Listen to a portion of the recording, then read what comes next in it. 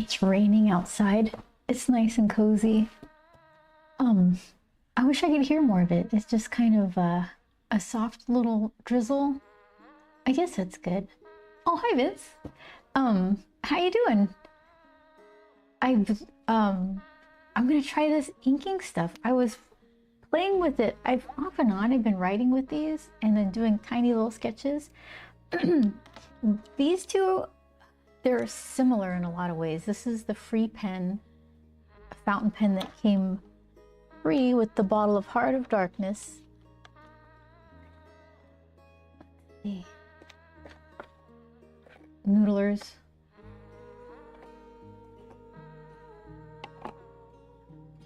You should just get it because of the label alone. Like, what's so dark about that? So this comes with a free pen. I filled this up with this stuff, and we've been trying to find inks that are water resistant. None of them for fountain pens are waterproof. I guess they kind of start clogging up the feed. I'll show you. So this, you just take there's a dropper in here. Let's see if I could, here. Okay. So this just has like a little dropper thing. See that? You suck up all the ink, open up the pen, and you just fill the entire barrel thing. What is this called? Barrel? I don't know what this is called. It's called I think it's called an eyedropper style. I forget. Anyway, I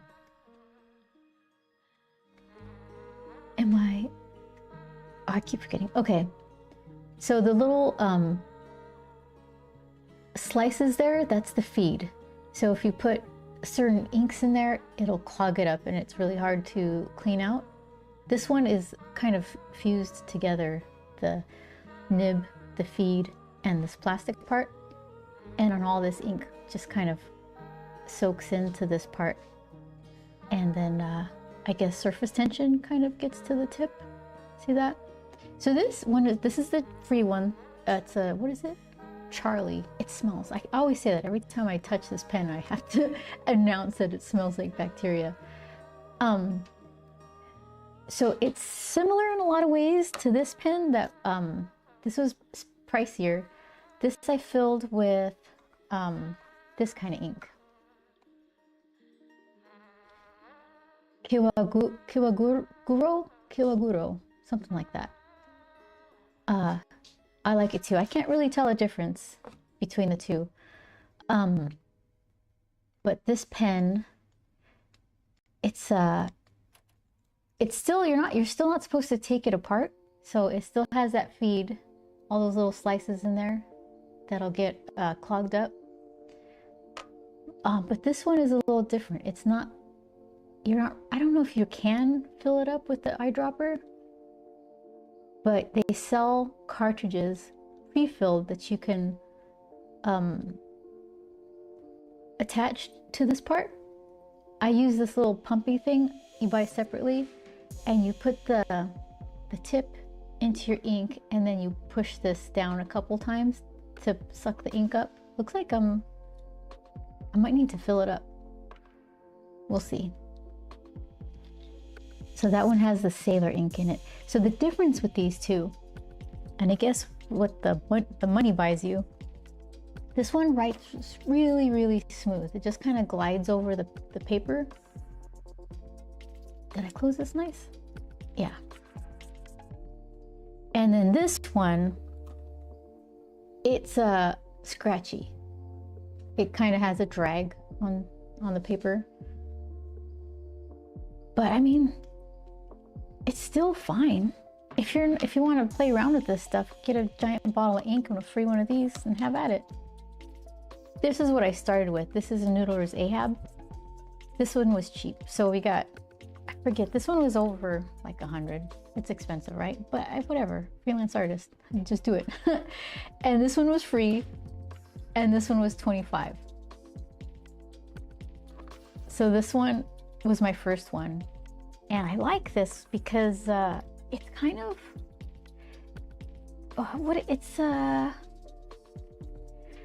it's a good starting point. It teaches you all about how these pens work. They are very cool pens. Thank you, Vince. I need to honor them by drawing something cool. So far, I've just been making scribbles. So this one, let's see if I can take it apart. Oh, well, you can do this. I think you're allowed to fill it up with ink, like dropper style. But I chose to get one of these like converters. Hold on.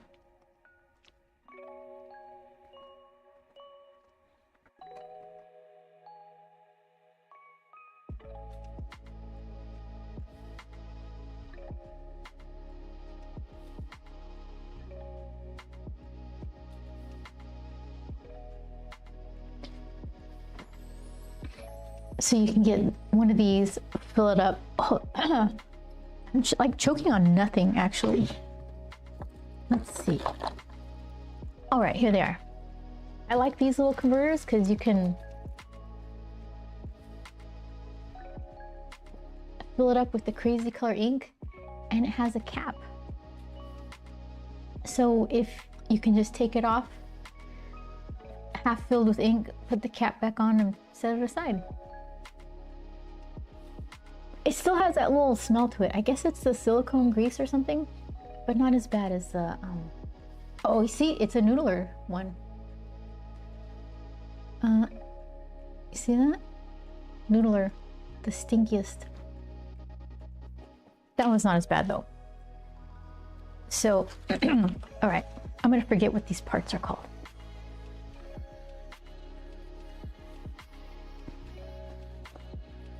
Ugh, I can't do it. I don't have the grip. Maybe I shouldn't, but it does pull off. Ugh. Okay, well, that's not what I meant to grab. This is the nib. You can get a bunch of different ones for this and then just put whatever you want in there. And if it gets too clogged up, you just take it all apart and soak it in some like watered down Windex and you're good to go. So now that I've taken it apart, I'm gonna have to do the whole drip test again. I keep putting it apart or putting it together slightly off so it starts to drip a little. Here, for later. I could attach these. But yeah, as fussy as this pen was, I learned a lot about fountain pens using it. These are already put together. You can't really take them apart. I guess technically you can, but you're not supposed to. So this is NYX. I'm gonna put this away. Try my best not to spill. Good stuff. I don't know what this is, but I don't want to throw it away. Oh, there it is. Teaching you how to attach the cartridge.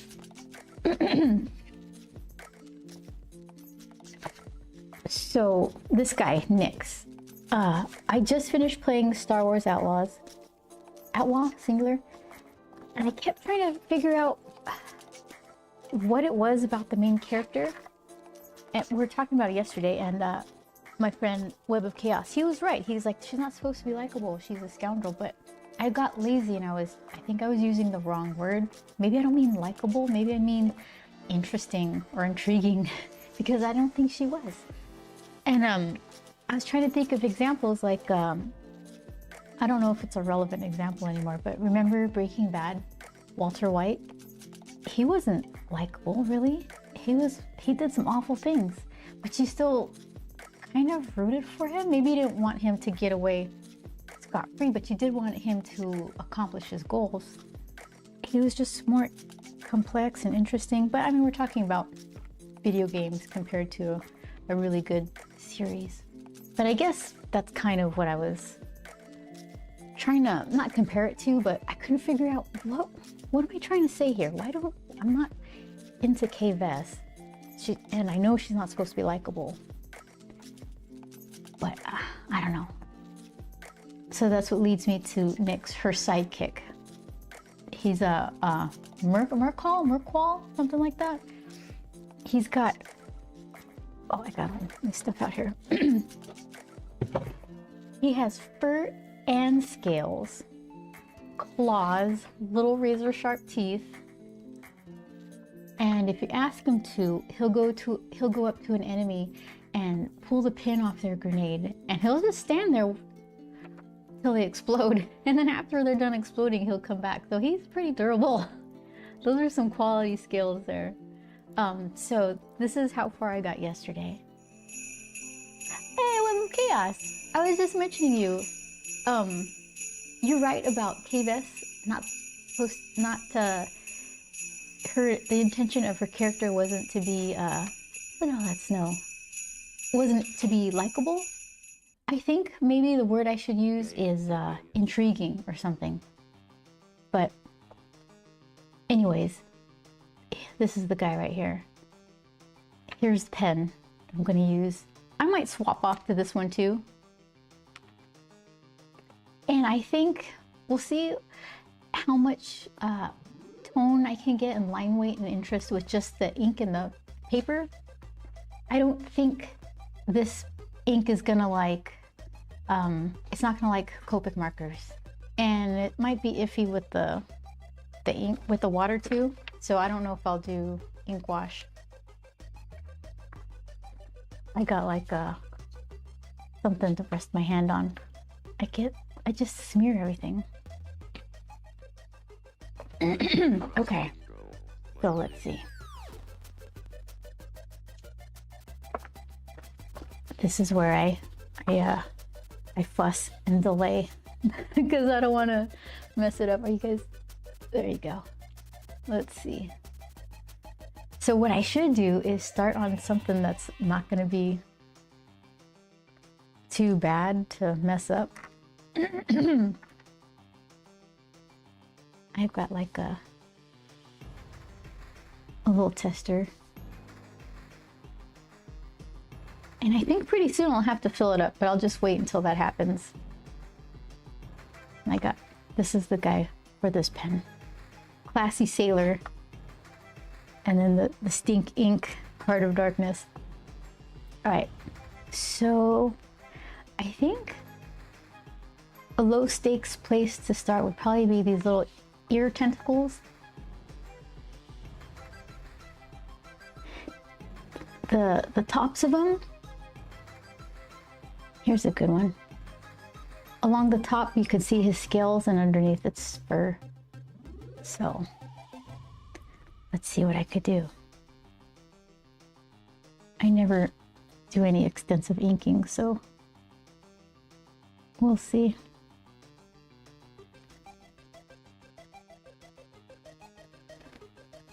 All right, one line.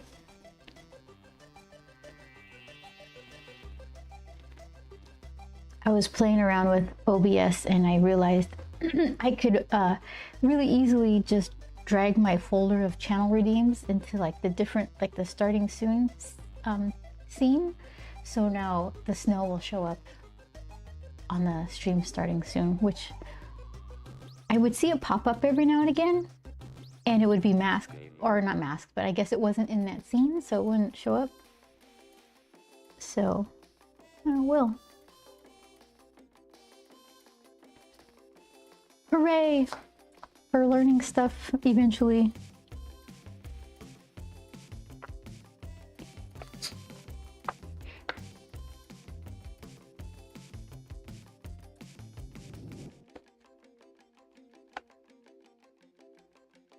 Let's see how thin I can get it. If I turn the pen sideways, it gets kind of thin.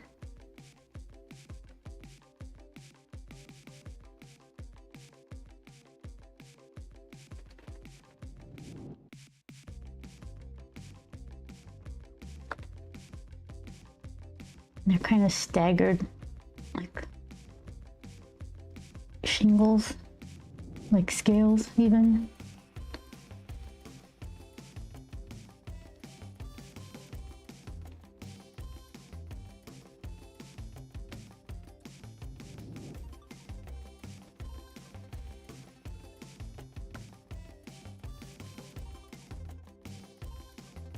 So maybe give it a little bit of line weight underneath.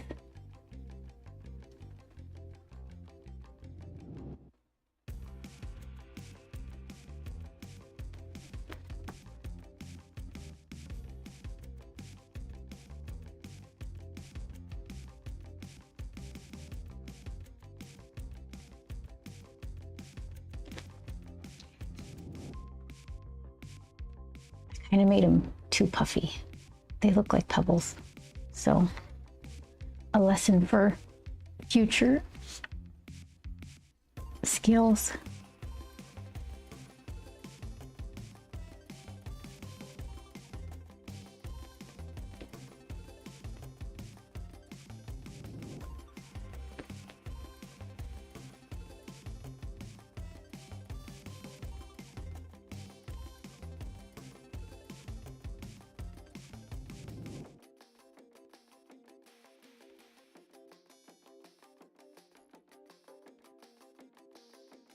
I would still play another version of this Outlaws game. It'd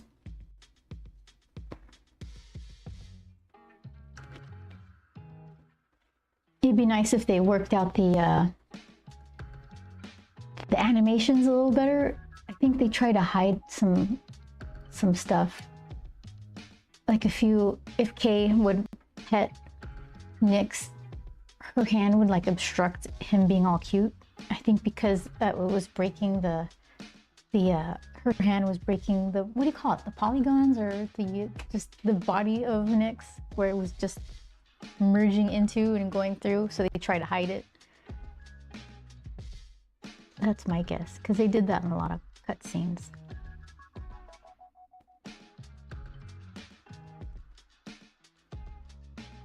You'd be watching people talk, but over the shoulder of someone else, obstructing their talking face.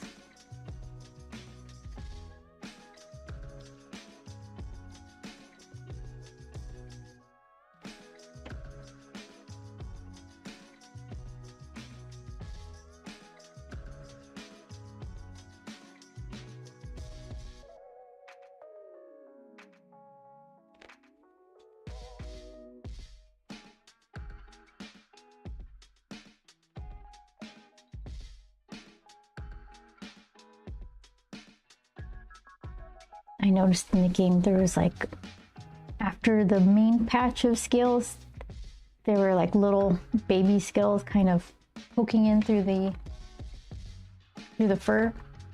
You could see an example of that right here. Just kind of fur covered scales poking through. They almost look like freckles in the fur, but they were kind of more in line with what the scales were doing.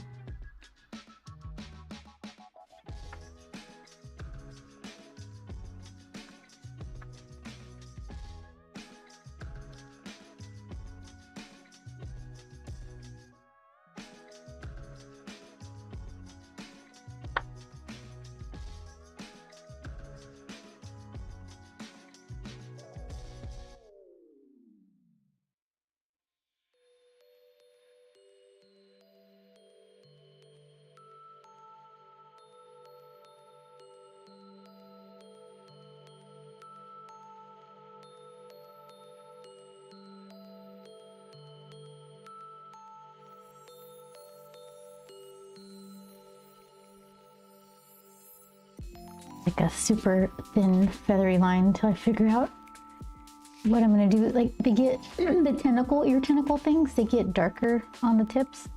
So see how I could do that with just line stuff and not ink wash or Copic markers. Oh, speaking of Copic markers, they had this sale like a month, maybe 2 months ago, I don't know. For $1, they'll send you a marker, a Copic sketch marker. So I did it, and I kind of forgot about it. I think I got I think it's on the way. Some random color. It's gonna be like fluorescent, I don't know what. We'll see. I wonder why they're giving away free markers.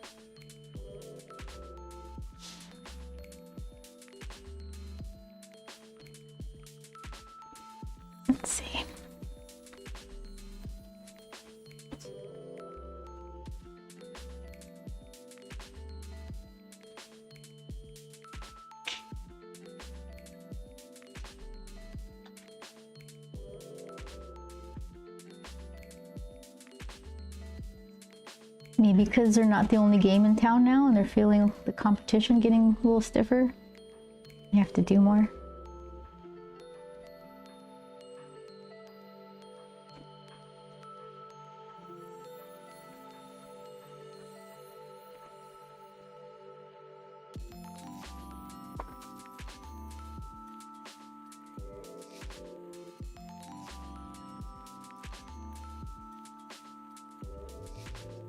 Not sure how much of a holding line I want around all of it.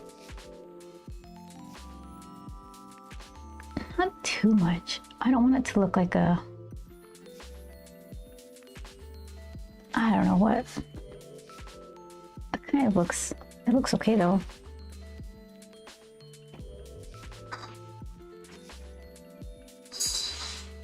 All right.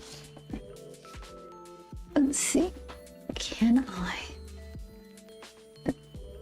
Usually I'm doing pencil and it always looks kind of, I overexpose it pretty quickly, but it might work for the ink stuff. We'll try that.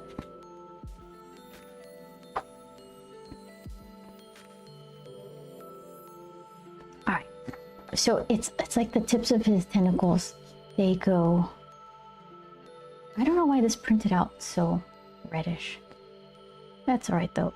They go from like a coppery color to a darker brown, I think. So if I could just fade that with thicker fur line type of things. How far does it go? Is that like a third of the way the brown starts? That coppery color? Kind of. It kind of goes up under too. All right.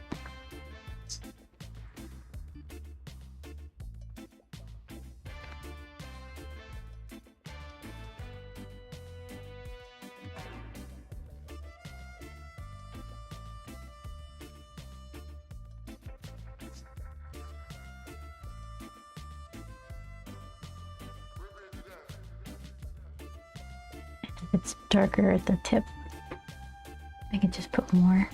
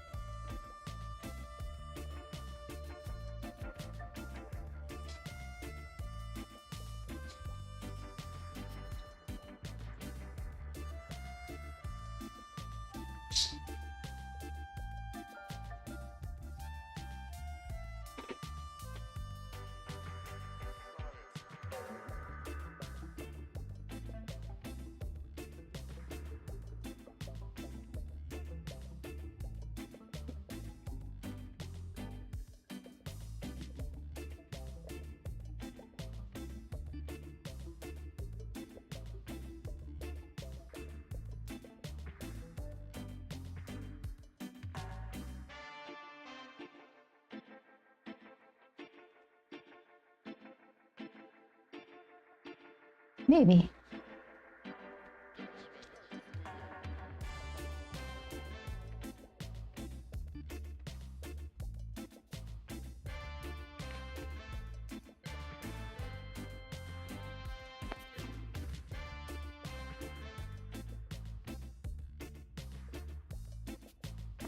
Oh, extra hairs here.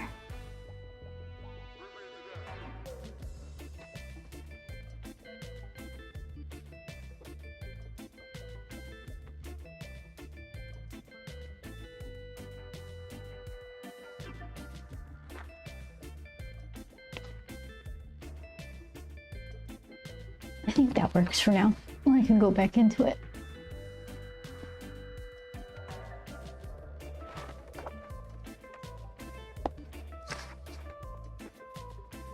So what did I say? A third of the way down is when the brown starts. So, okay. Just add extra hairs and hope it looks darker.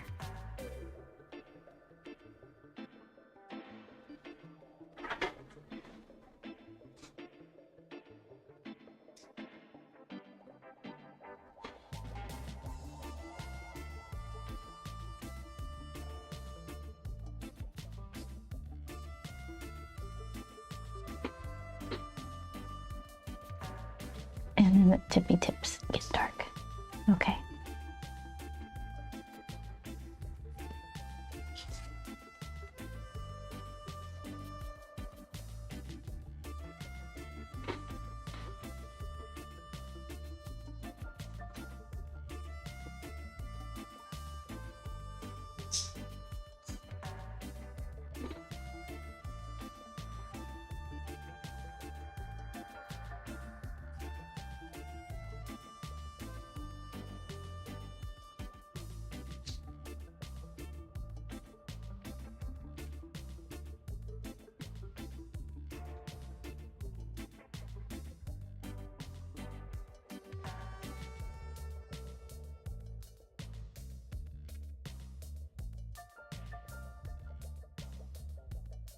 Kind of. It's a little fussy. Here, let's just get in there.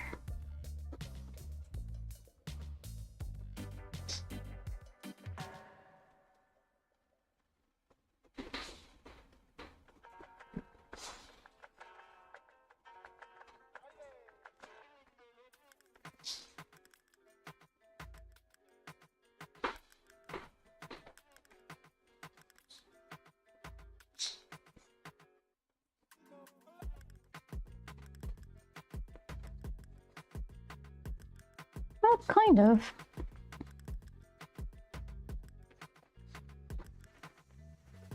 Could use a boulder line. It's like, how am I supposed to hold this thing again? It's like, drag it a particular way. You can't just do whatever. Let's see. That's fine. That's fine. Upside down, kind of. A little scratchy and dry. Yeah. It's not all that fussy of a pen, so I guess that's good.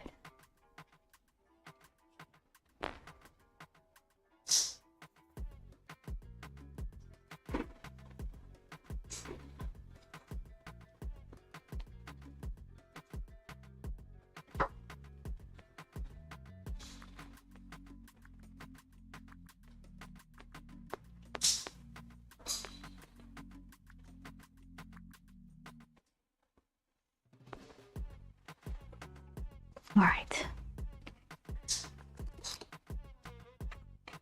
Let's see. It's FaceTime. Dare I?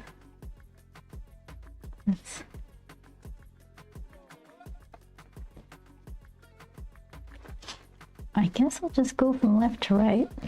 I'm gonna drag my hand all over everything.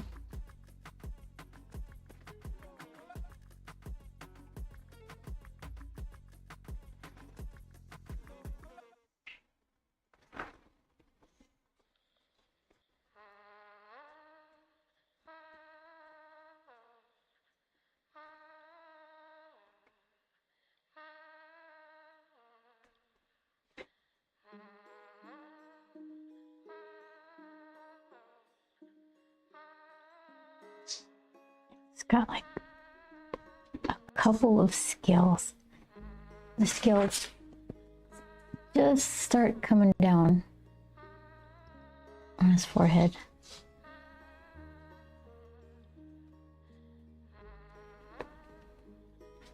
Look at that face, so cute.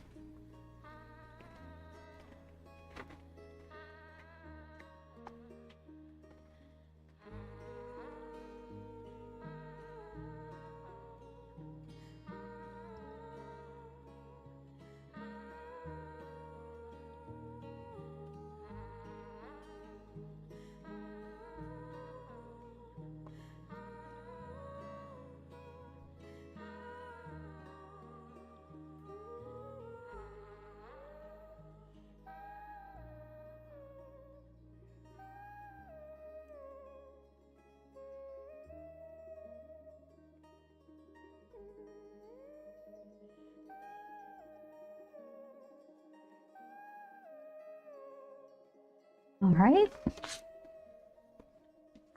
Still haven't messed it up yet.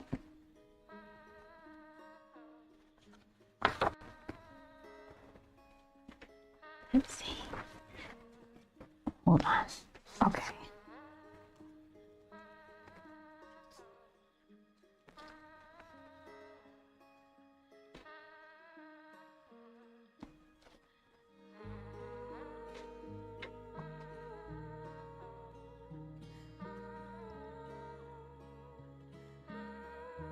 He's got little eye capsules that I like. These puffy eyelids.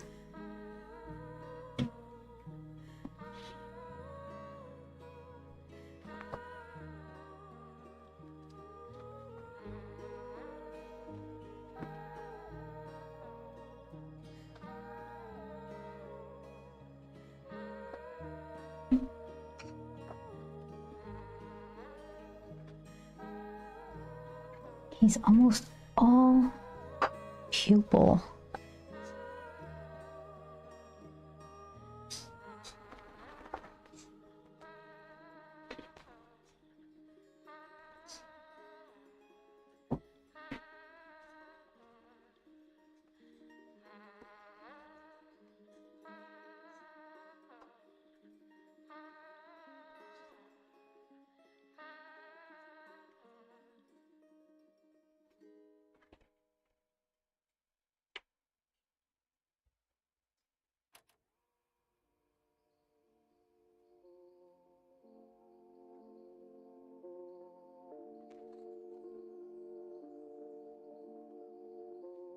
Try that. Okay, on this side.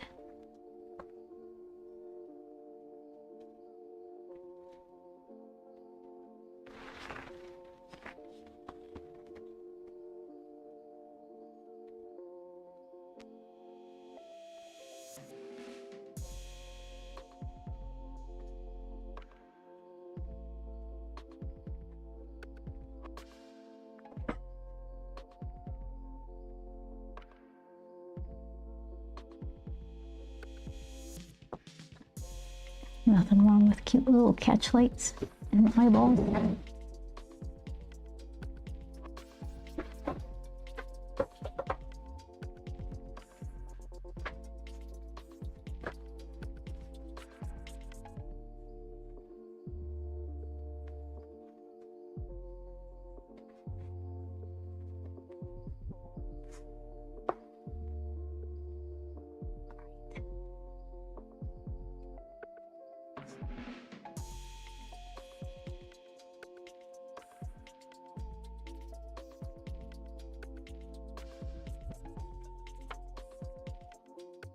So those little eye capsules, they're slightly darker.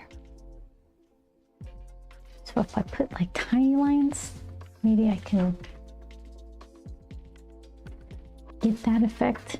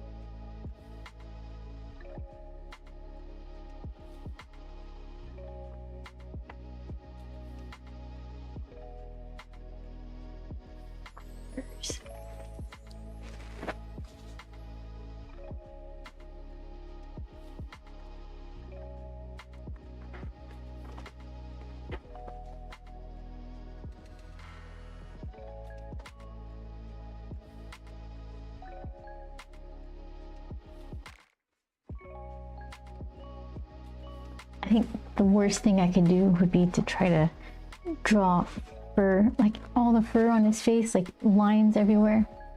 Kind of pick where you want that kind of detail. Usually I think I would like it as it's to find the ones that kind of are curving around the face, and then you could use it as like a light source where you render less fur, where you picture most of the lights hitting. I think, I mean, the catch light is top left, but I think generally, you know, I'll probably keep it, the light source kind of generically in front, just because I don't know what I'm doing. It'd be easier.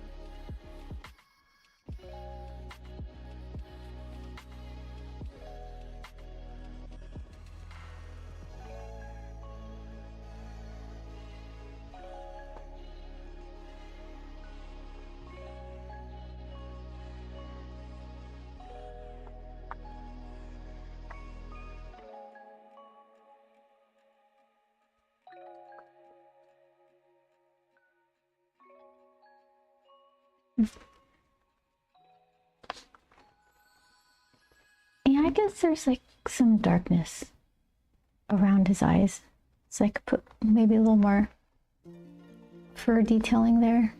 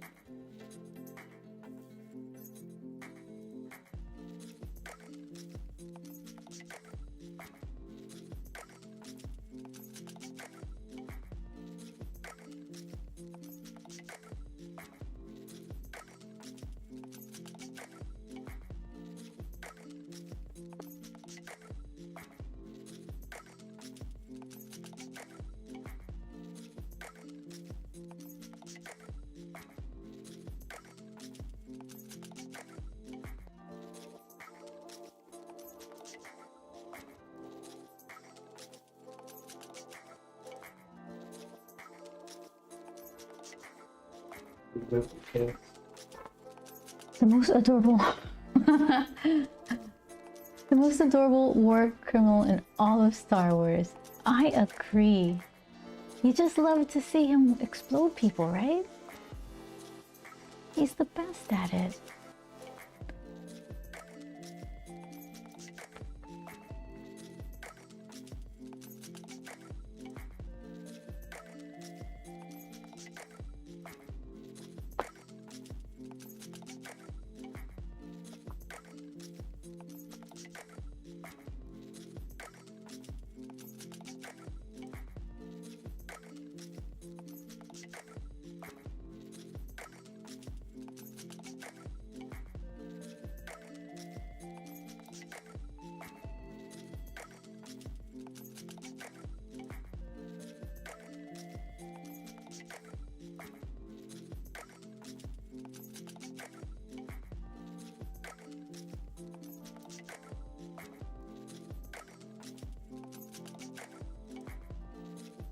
With darker holding line.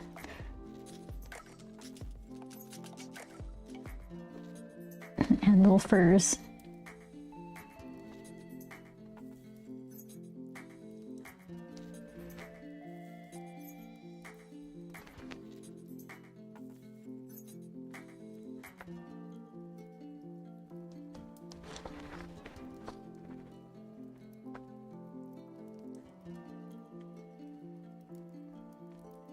Yeah.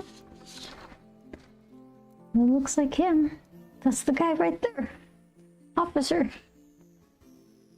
That's him. He stole my droid junk.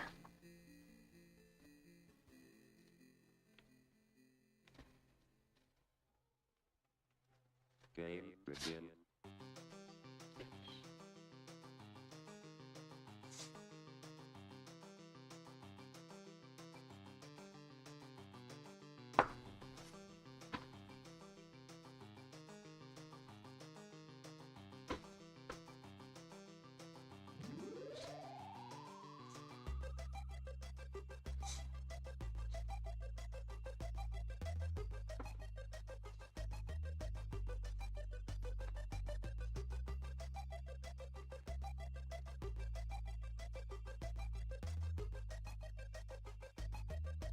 Web of Chaos, you're saying, are you saying it wasn't you?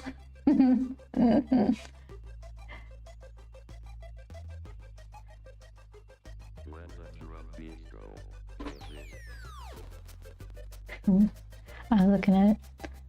Looking at it big. I like the little leaves that fly off.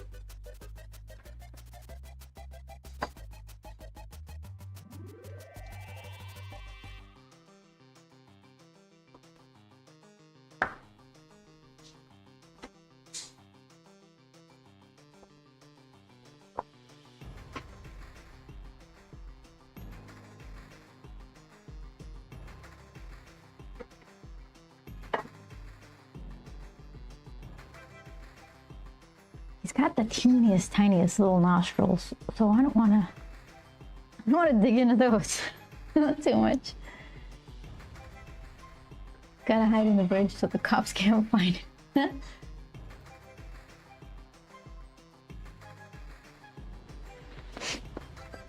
Yeah, I had stormtroopers after me and I was just trying to squat behind in somebody else's porch. Where was I? Junta something? Junta Hope? And I was just kind of thanking the people, not in real game life, but in my head, thanks for not outing me. Random people hanging out in your backyard.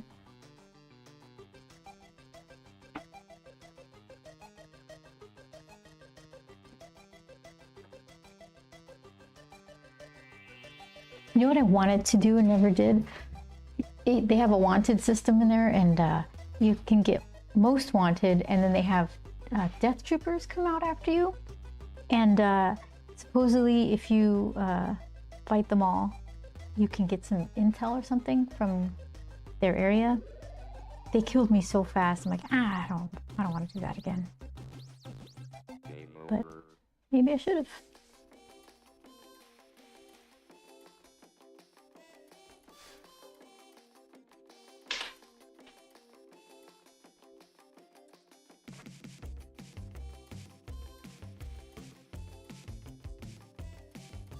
I got a whole list of games to check out.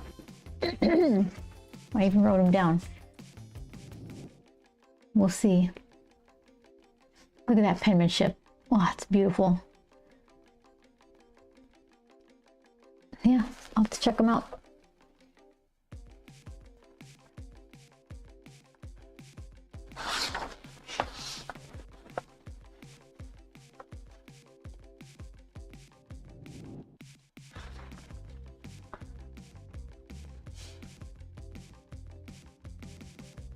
So a super faint whispery line first, and then I'll choose my favorites and thicken them up.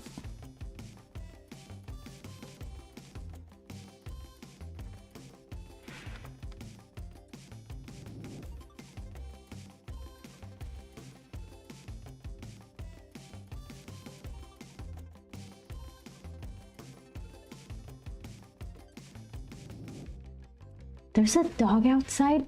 Sounds exactly like that Super Mario cannonball on a chain. That's interesting.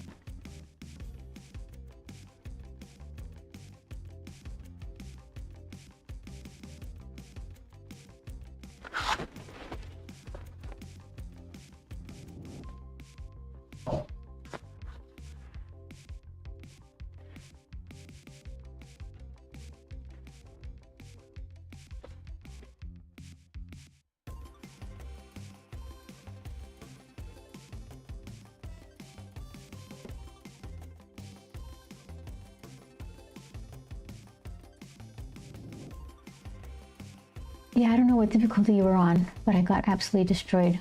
Whenever my wanted level got too high, like I had no chance with how bad I am at games. I think it was normal. I didn't adjust it, so I'm assuming it was just normal. Yeah. What should I have done?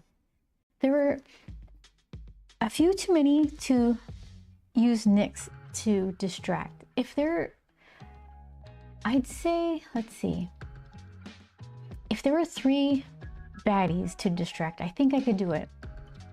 you whistle one off course, and then you can use Nix to actually distract two at a time. Or no, you know what you do?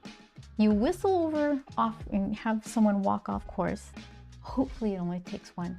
And then you use Nix to attack one of the other two.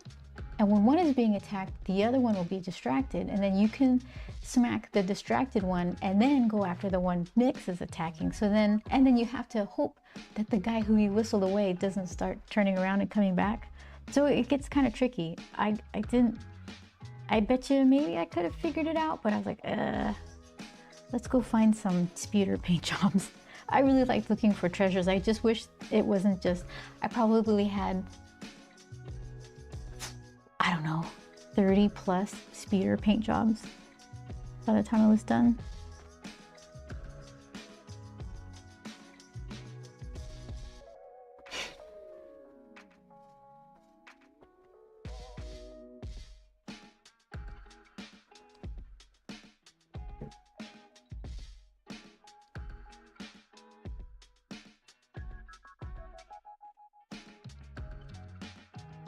Yeah, they killed me real good. It's like, reload. Nope. That's not how we do it. Figure it out later, and I never went back.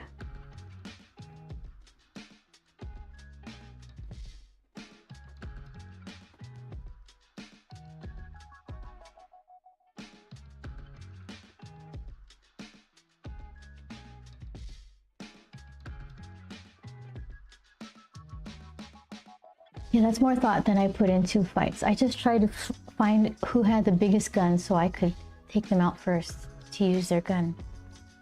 Yeah, and then for Outlaws, maybe for other games of that kind too, you had to find somebody who could teach you how to use that biggest gun. I saw somebody drop a giant gun and I couldn't pick it up. And then later in the game, you figure out, oh, I need a lesson on that, I guess. Yeah, but that's pretty handy. Sniper rifles and the zap. What was it? It was like a silent zap, not the hand electrocutor, but the gun thing.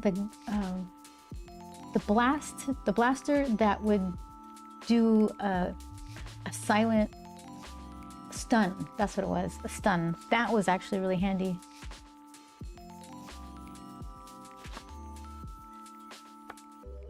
So 1/3 of the way down, it starts to get dark. Add more furs.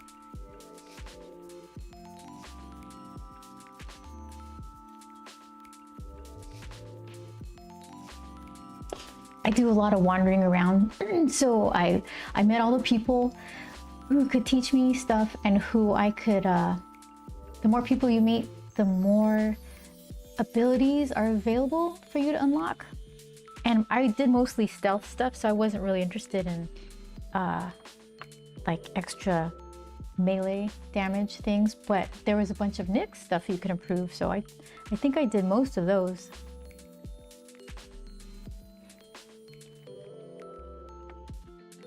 I can't remember the name of guns, but I know what shotgun. Yeah, there was a power shot on my blaster. That thing was it was like just shooting a cannon or something. I used that all the time. It took a while to fire, but it didn't matter. You could just get someone far away and not even have good aim, and everyone would just go flying. You would help civilians because they were getting attacked by pirates. And those were the most annoying things, because there's this little exclamation point, oh, go help the civilian. And then you have like 3 rounds of pirates coming to attack them. And they all come in their speeders, all from the same direction. So you just camp out behind some wall, and I use my power blaster, and they don't even park their speeders. I'm just already blowing them up. So by the end of the whole thing, there's just like a pile of speeders with bodies just kind of in weird, they're like melding in with their speeder kind of thing, positions.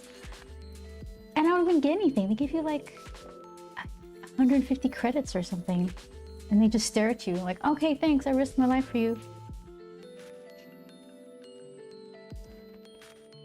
You know what there was though? You could help the moisture farmers and then say, well, all right, well, now I get a cut of the profits. So then every time you went to visit them, I think I only went to visit them once because I was just, you know, busy finding speeder paint jobs. When you go back, they give you 500 credits. That's your cut for the, and I'm thinking you could keep going back and getting, in time, continue to get 500 credits, which is actually a lot of money in the game. So that was more worth it than helping civilians. No thank you, no nothing.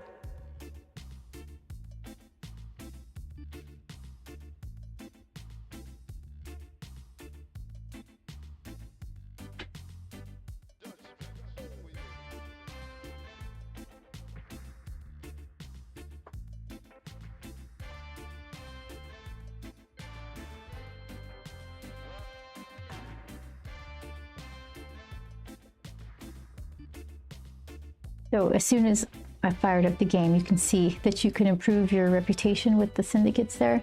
And if you do, you get rewards,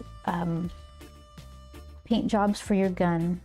What else? Oh, a little trinket for Nyx to wear, and then an outfit for you to wear that kind of gave you boosts on different things, sneakiness or blaster protection, stuff like that. So I was pretty keen on having my reputation high with all the syndicates. And it made me laugh because sometimes you'd have to do a job that got someone mad and you go back to their headquarters, and if your rep was high enough, they'll let you in, but sometimes they say things like, well, yeah, she works for us, usually. Like, oh, sorry, the game made me do it. Thank you for letting me in.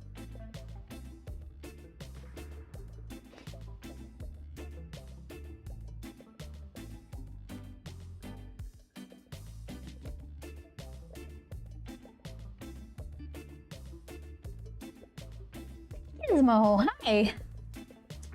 It's going well. I'm drawing a tribute to my most favorite little video game character right now. This is Nyx. He helps steal things.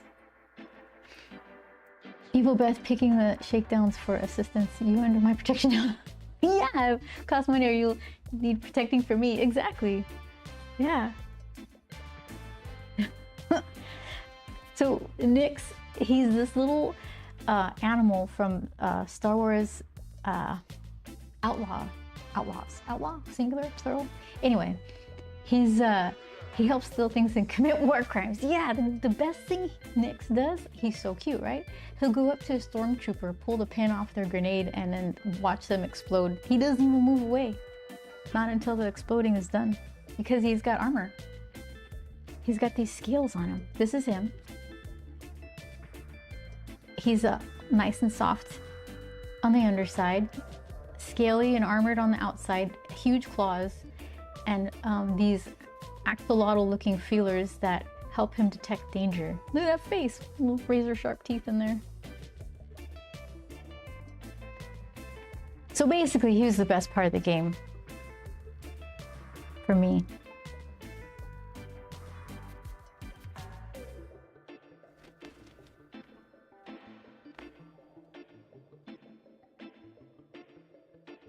Web of Chaos brought up a good point that, like, the main character was a scoundrel, so she's not supposed to be likable.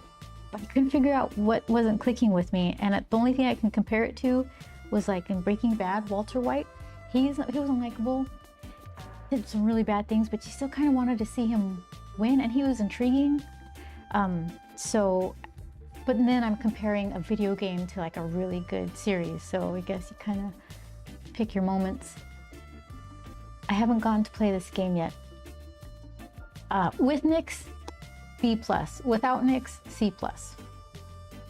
So I played on a PS5. Maybe the graphics were a little smoother and nicer on a PC, but it was fine. I liked it. Fine enough that I'm drawing like I'm putting so much time into this little drawing of this guy, so that's nice. I see. I heard the game had issues. Yeah, I saw some of those online.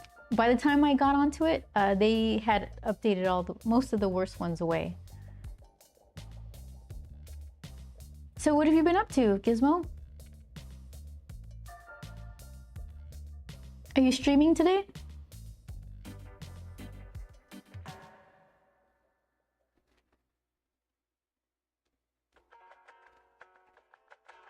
With Sabacc, A+. Without Sabacc, C+. Sabacc was great, right?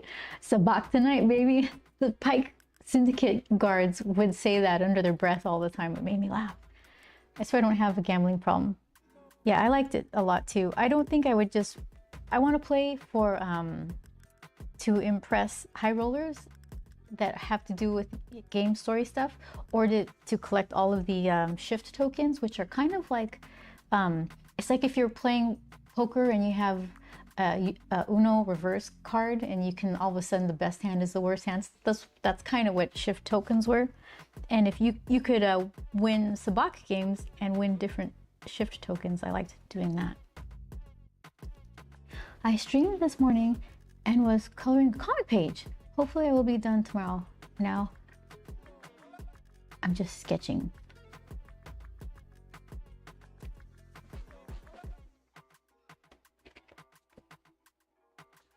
How long does it take you to finish coloring a comic page? I was really slow when I did it. Hold on, get a better angle on this. I liked using the worst shift tokens and cheating my way to victory without actually using shift tokens. What was your favorite cheat? You know what? I don't think I ever successfully did the dice cheat. I couldn't get the timing. I was really good at double drawing cards. I was hit and miss with getting nicks. My reflexes are slow or something. Maybe I'm gonna blame it on my controller. I had 70% success, maybe 80% with nicks peeking over the shoulders at cards, but I was 100% on double drawing. Normally a day and a half. We stream a bit longer. I chat a bit. A day and a half. Okay, so I feel better. That's probably, if I'm trying to do something really good, I think it would take me just as long. Streaming, forget it.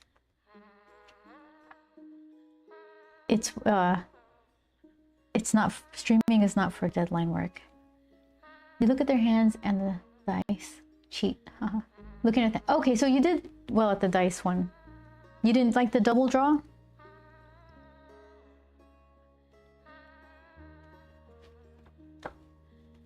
Okay, so a third of the way is when it starts getting dark. Add more fur. Oh, here you go. This is Nyx playing Sabacc with Kay. Look at that face. He's like so determined. So he'll do that. You can send him over to the other gamblers around the table and he'll just peek at all their cards. He's the cutest. I had bad luck with double draw. Yeah, I guess I have better steering reflexes than I do press the button when it hits a color reflexes.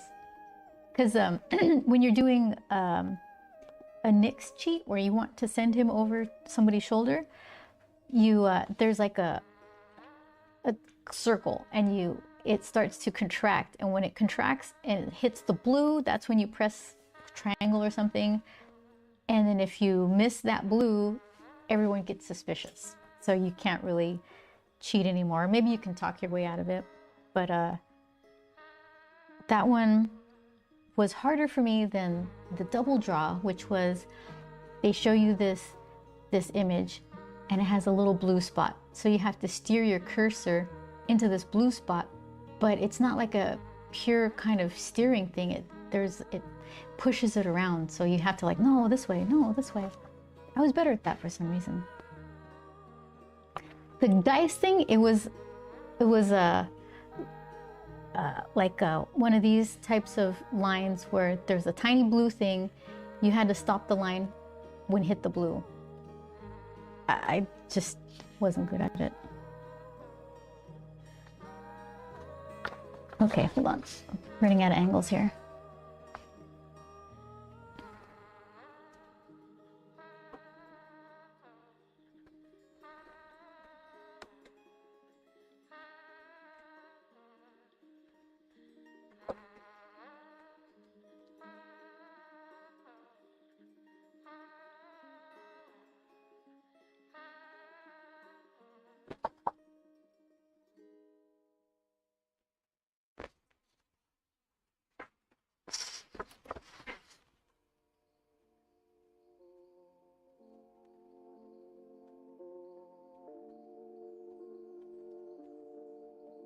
I wonder, you see, I must have liked it more than I'm thinking, because I'm hoping to make another one, but a little better.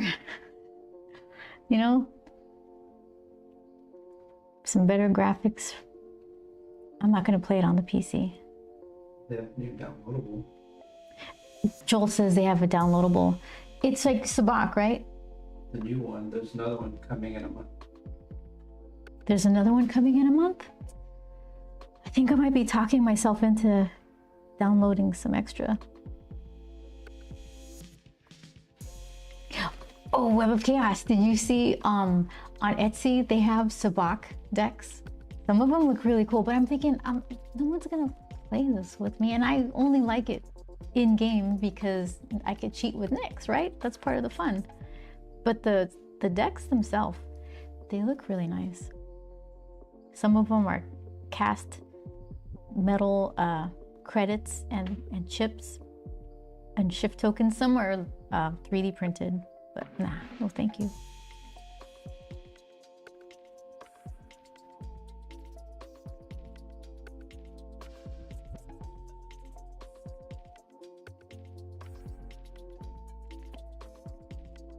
I did not see that. It's not the same. It's just not the same. They're pretty though. Someone went through a lot of trouble.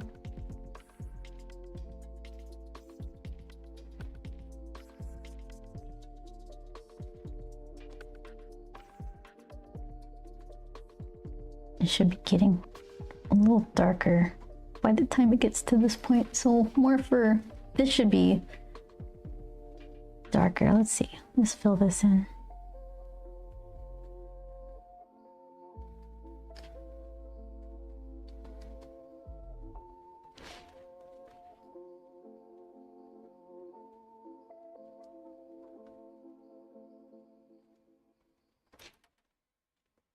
Maybe.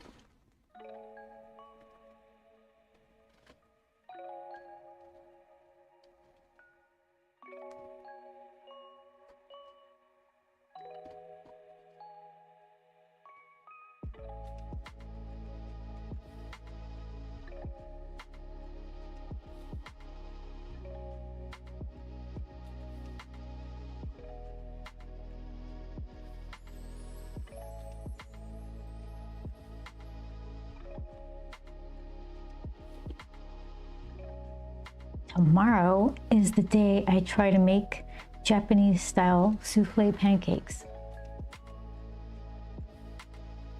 I got all the stuff I need. The big question mark is the heat of the pan. You're supposed to have it medium or kind of not super high heat because it's more of a slow cook, but our stovetop isn't really super reliable with that. Gizmo says that sounds good. Yeah, I hope it's good. I have a good recipe. Yeah, just the wild card is my stovetop.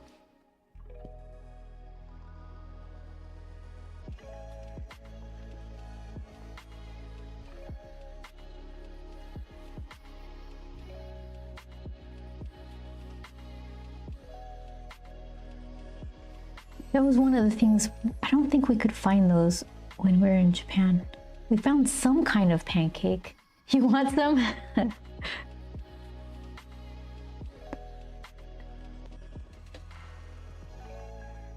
Yeah, I'm looking forward to trying.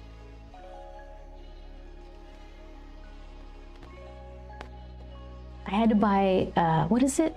Cake flour or something? For some reason, that was a little harder to find. It's just, it should be in all the markets, right? It's flour mixed with what? I forgot, one of those powders that feel good when you stick your hand in them. Like, not baking soda. Baking powder? Or a cornstarch or something? I'm not sure. But it's a mix that they said you could do it yourself. And I was thinking, that's too many wild cards in that equation.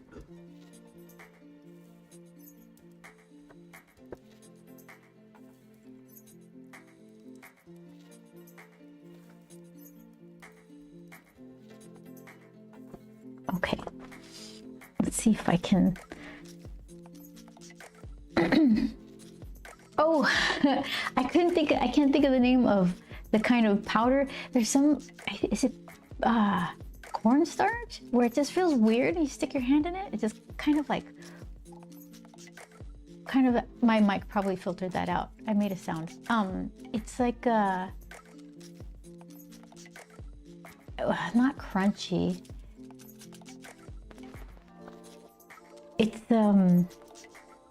It's so fine that it collapses when in your hand.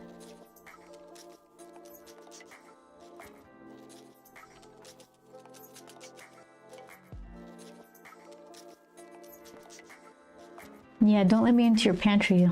I'll stick my hand in all your flowers.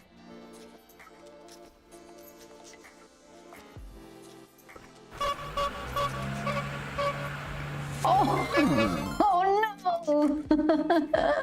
Holy cow. Really, Art? Yes, hey. Oh my goodness. Such a beefy raid.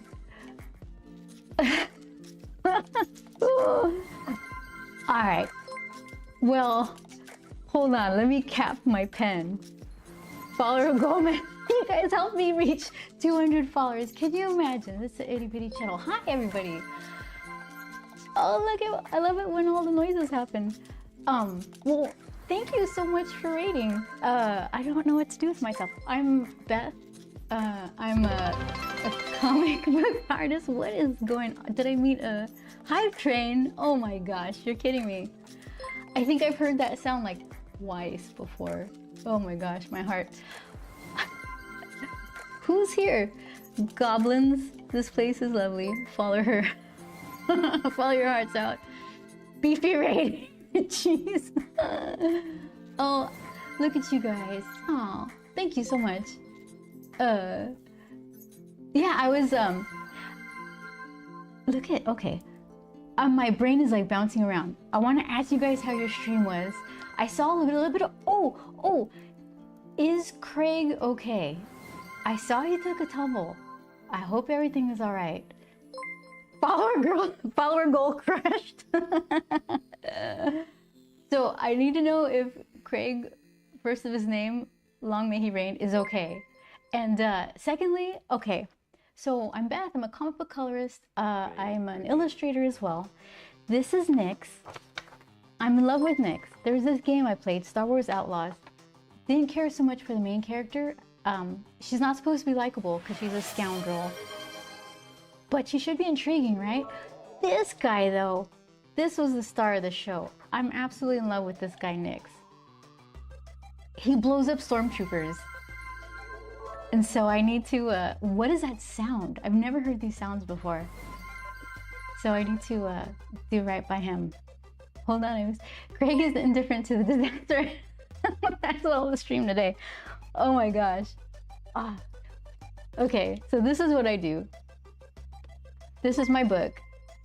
I colored a really cool book called Lady Mechanica, but I'm taking time away from that to do my own story. Grump, he's this 9-year-old curmudgeon boy, and he's gonna meet some friends, whether he wants to or not.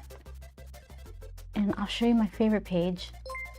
It's when his little friend leaps into action to retrieve something that's getting stolen from them. there she is. She's jumping over the water fountain. Grah! She's gonna get him right now, except clump. She's gonna slip. She didn't make the catch. So I've been forever promising booktube, but I mean, mix first, right? What is it? The mere crushing of a goal? Let's see. The train is literally broke. I don't even know. Oh, look at Snow!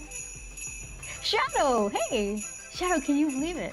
I got a Art and Jest trade. Okay, so who did I miss? I would ask what you did on your stream, but I know darn well everyone was naughty.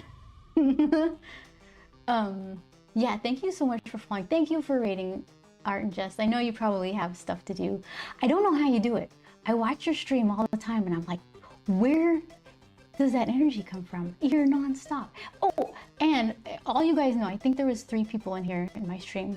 So you guys already know. But for Web of Chaos and Gizmo, Art and Jest has the most beautiful mane of curly hair you'd ever seen. So for that alone, you should go check it out.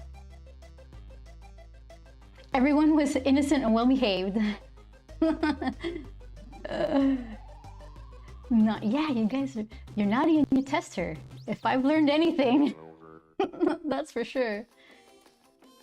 I saw the jelly. Wait, you also fought over sippy cups and were completely unreasonable? Yeah, so then Art and Jest is an art stream. I think I've seen like art physically happen once, but the whole stream is a work of art, and a lot of art happens behind the scenes because I'm getting cool stuff in the mail all the time. Either I win it or buy it. So oh, look at this. Look at that. You gonna see? Camp Chaos. That was so much fun.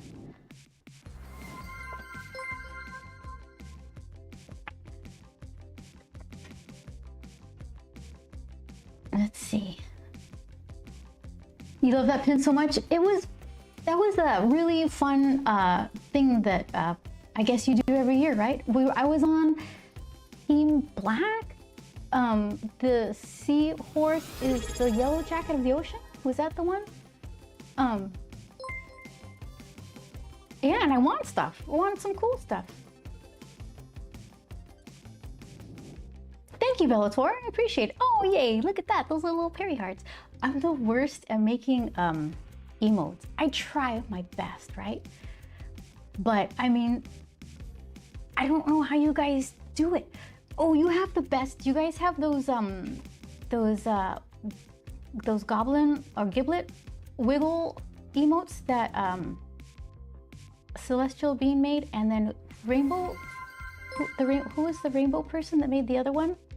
Those are so cute. And then the one where yeah,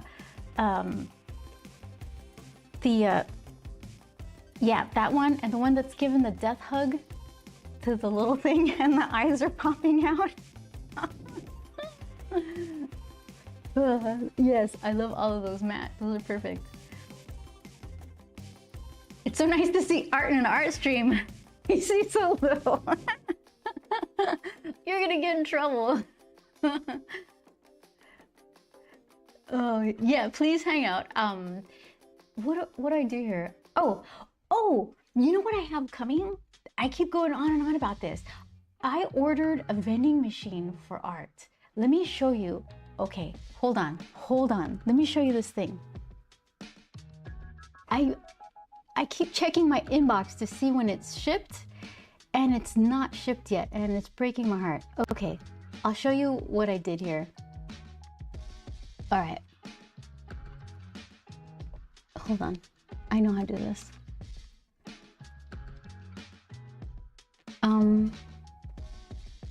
Oops. No, here we go. Hold on. I promise. Okay, got it. Let's see. And now I have figure this out. So you can go online and order a vending machine that vends out art. So I saw it at the Los Angeles Oddities and Curiosities Festival, and I'm thinking, okay, it fits envelopes like this. Here, I put a stamp on this one. So you could put this in the vending machine, put a token in, and you can either get like a sticker pack, or if you're really lucky, some original art. These are little Shikishi watercolor boards. They have like gold foil rims. And you do a little watercolor, put it in here, put it in the vending machine, and like festivities, right? So let's see. Properties. Hold on, Edge is mad at me. Okay. There it is. So that's gonna be the vending machine. Isn't that wild? I can't believe it. So it's gonna be 20 inches tall. So somebody made the comparison to me, because I'm 5 feet tall, so I'm actually 3 vending machines tall. So yeah, you put your coins in the right there. There's like the little silver handle, so you give it a good old clunk, clunk, clunk, and then the art spits out there at the bottom. And I'm like, I ordered it a while ago, and they're not Amazon. It's like a small company. So I'm just waiting patiently. I haven't marked on the calendar when I'm going to email them saying, oh, excuse me, about, you don't mind if I ask you, this thing is going to come in the mail? Because I'm about to burst from excitement. So that's what's going on over here. Don't ask me where I'm going to put it. It's going to be somewhere in this area.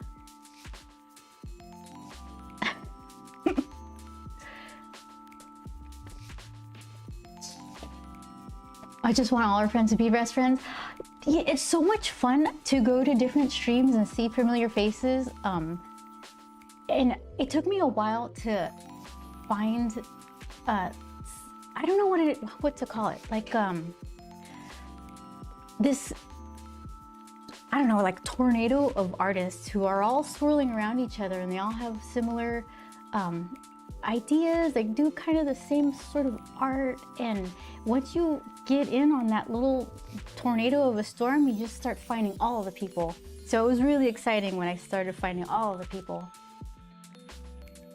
And this is Nyx. I'm way too excited to continue drawing him. So I'm for this thing, I am practicing using this fancy fountain pen that I have, and I'm trying to do different line weights with the one pen. It's going pretty good so far. No spillage or anything. I've got 2 pens. This one's nice, and it's filled with this really nice Sailor ink. We're looking for, my husband's also a comic book artist. We're looking for fountain pen ink that was water resistant, not waterproof, because if you find waterproof ink, it's like a pigment ink, and it might clog your fountain pens unless you clean them regularly, and I'm really bad at cleaning them regularly. Do you know this, Raven? You have the exact one? Pen or ink or both? Raven, did you put me onto these? Are you really? Okay, please school me, because I'm brand new. I have a couple of friends here that are telling me, you know, they're giving me good advice, but I want to hear what you have to say about everything. So this is a pretty good combo. It writes really smooth, and it has a really good line weight. I think I got super extra fine or something. Super fine. It's so itty bitty, I can't even see. But it writes, the tip just kind of glides over the paper, and it has a good kind of variation of line quality. Where's like, oh, you missed it earlier. I took apart this, the Noodler's Ahab. This was my absolute first pen. And you know, bless its little heart, I took it apart and put it together so many times. I think it's not broken. Sometimes it leaks, but I did learn a lot about ink pens or fountain pens. Like this is the feed, and I learned how to clean them, what to do, what not to do. So I just took him apart just to show pieces of it. This guy though, Raven, I've been complaining about that every single time I grab this Noodler's Charlie pen that came with my Heart of Darkness ink. It's so stinky. Thank you so much. It's stinky. It smells like bacteria, right? I'm so happy that you're saying that because I feel like a broken record. Every time I call him Mr. Stinking because it's so bad. I'm so happy you said that. Yeah. Oh, Noodler's not a nice person. Oh, that's not good. It's like a minefield of jerks out there. There's like the donkey stickers. Who are they? They're not nice. Yeah, this is the Noodler's Heart of Darkness, which is supposed to be another good water-resistant ink. This is the one I have in El Senor Stinking pen. Came free with the bottle. This isn't a bad pen. I mean, for free. It's kind of frictiony on the paper, like a grabby, not very smooth. Noodler's is very inconsistent batch to batch. I think I've read something like that. I think the first time I heard about it was an ink that people liked. I was looking for black ink, and this one had like a green tint to it. And then they said something like, it could be from batch to batch, the green could be really strong. I'm like, well, that's not gonna work. I'm not even sure I want the green to begin with. It's so stinky. Yeah. No clue what material they used, but the stink, it's worth overtime. Don't say that. It was so bad.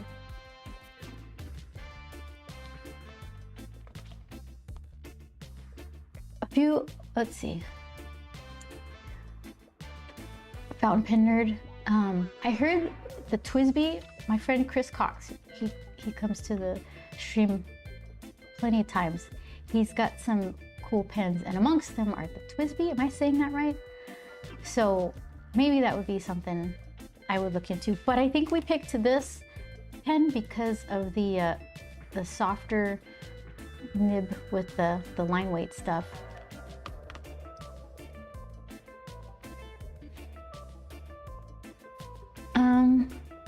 If you want to oh, Raven, are you the one that gave Art and Jest the ink advent calendar thing?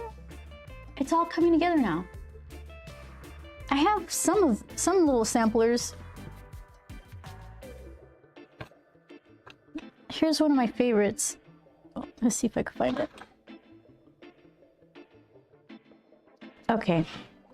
It's like oh shoot, I forgot. I'm learning the names of, not the names, like the difference.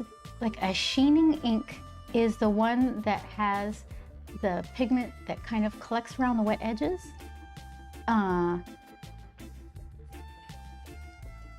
Inkvent is a Ravenvention. Am I saying it right? Ravenvention. This one is a kind of cool one. It has an interesting, what is it called? Urameku Amamoyoi. Amoyoi. It sounds like a yo-yo. But it's really pretty. I don't think I have a good example of using it. Let's see. Hold on, Nix. Duochrome. Okay. The whole series is gorgeous. Has 2 different colors. See, Gizmo, look at this. All these people. Oh, do we have enough chairs? Okay, so one of these. Okay, here it is. Hold on. I'm all exposed for... Is this higher? This higher. Okay. Okay, let's try that. Here it is on like a medium and a smooth paper. It's kind of pink and green. That's a little dark. Let's try that. Yeah. That's me. Here's some other nonsense that I do. I was making watercolor blobs and trying to make some of them into characters. I got a bunch of watercolor. I keep buying watercolor and I'm trying so hard to learn how to use it. That's one of my favorite blobs. Those aren't so good. What else do I do on the stream? A few weeks ago, I was like the last person on the planet to learn about that band Creepy Nuts. They sing those songs from the anime Dandadan and Mashal. So this was the song from Dandadan called Otonoke. And I came back and I was like, I must draw you. So this was me trying to learn how to use Ganzai watercolor. Web of Chaos. Okay, I've got to start actually doing my job because dinner rush, so I'm out. Okay, Web of Chaos, thank you so much for hanging out. It was really fun talking Star Wars with you. Have a good rest of the stream. Thank you. Have a good work. Or I hope it goes quickly. The rain one is good. Oh, the my little Grump Deckard. You know what? This is one of my favorites. Here, let's see. I did this at what was it? Emerald City Comic Con. It was slow, so I think it affected my mood. So I painted that. I made a little sticker out of it. Let's see. We'll find the rain one. This guy. We went to see Blade Runner was playing at the theater by us, and I'd never seen it. I've never seen it at the on the big screen. So that's as good as I could do. But I tried, you know. What did I learn on this one?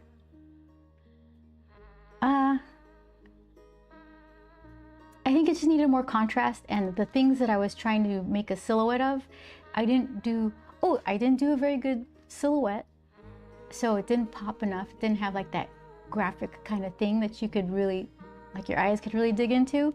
So that's probably why I started trying to do just weird silhouettes to try to make art out of. Yeah. All right.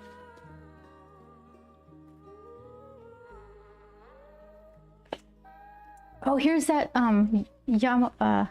what did I call it? Hold on, I gotta try to learn how to say it. Yurameku Amamoyoi. So this was me trying to figure out which of my inks bled and which didn't. This one obviously bled. But all of that interior stuff, that's just the one ink. What did you call it?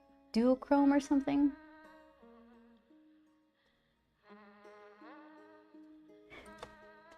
I think I have to manage my expectations with some of this ink. Some of it's for like calligraphy, and I'm forcing it to do like ink washy stuff, and I'm just I like making things hard on myself, I guess. Ink behavior is dependent on the papers too. Yeah, I'm finding that out the hard way. That's the thing, I can't learn by other people's experience. I have to like just dive in and cry over it.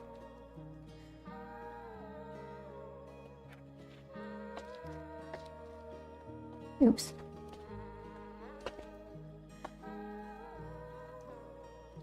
Okay, so let's see. Yeah, I got a little bit of a tiny paper obsession. trying to find good stuff to work with. We go to Tokyo Comic Con since we're comic book artists, and why not? And I keep buying art supplies in languages I don't understand. But when I get home and I'm like, how come I can't read how to use any of this? What am I supposed to do? Sailors, etc. is fountain pen ink, so they don't like fibrous, coarse paper that will feather and bleed.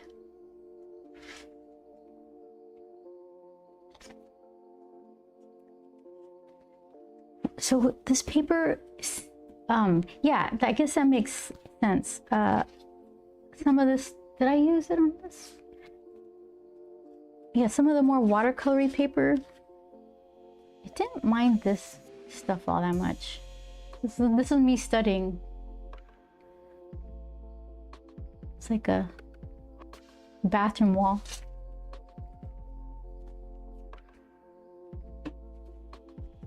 Oh shoot, zines. I learned how to make zines.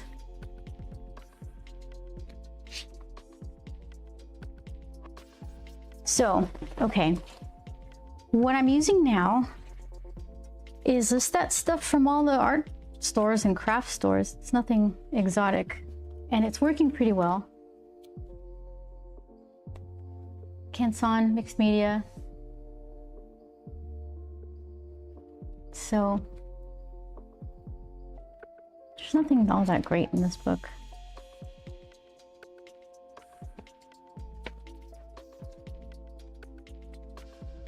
Okay, I have an art book like that one. It's really good, Vince. It's let's see. I used to use it more for Copic stuff. It liked Copic. It seems to like this Sailor ink okay.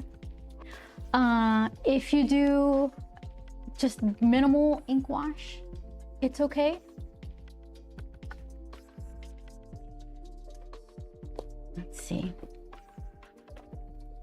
But if you have some gum Arabic, you can prep a batch with it to make it behave more like artist ink. What? What are you saying? Gum Arabic? I have none of that. Prep a batch with it to make it behave more like artist ink. That's interesting. You do that? Do you just guess how much you're supposed to mix? You just kind of watch a video? So it feathers less on watercolor papers, fibrous papers. Just don't mix it. Just don't mix into the whole bottle, because then you can't really use it for writing. Okay. No, I have that. Oh, that's Vince. If you use watercolors, you probably have gum Arabic. Otherwise, it's easy to get. I just have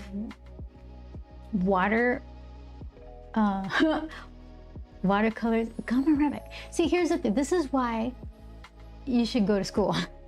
I'm learning everything the hard way. If I went to, I took some, like I would check the box, some college, and it was mostly the classes that I was taking, because out of high school I wanted to do traditional animation, so I took a lot of figure drawing classes. I took some traditional animation classes, and it started going CG, so I took some CG classes at Nomon, and I hated it. So I mean, some painting classes here and there. Whenever we have time or money, we'll take a couple classes. But there's all this like academic stuff, like this gum Arabic. I should know, but you know, I take somebody on Twitch to school me on it. So thank you. Bless you. These days, school equal internet. Yeah. I've learned so much about video editing and trying to do animation from YouTube. I scienced my way out of everything. I learned about gum Arabic, annoying art person to death. Oh, really? Okay. So, Vince, let's see what this book is good for. It could take scribbles that doesn't seep through. Oop. See that? That's a lot of ink I dumped on there. And it's okay. Oops, I threw my, there we go. Pencil is fine. This is a design for my little key ring. Same. This would go in the art vent too. He fits in the envelope, although it's really obvious which one he's in because it's kind of puffy. Okay, so pencils, obviously. Let's see.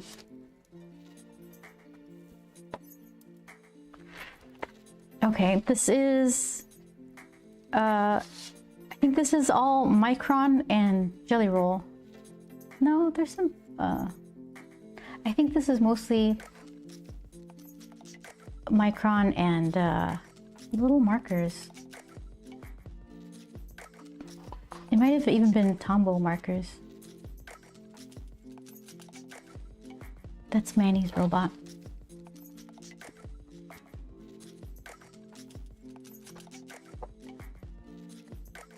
Oh, this is from the beginning of the stream. That's watercolor. Watercolor, was that Derwent Inktense watercolor pencil? And Micron, I bet. Let's see if that soaked through. No, didn't soak through. It's really decent. It's a decent, true to its name, mixed media. Just don't go overboard, I guess.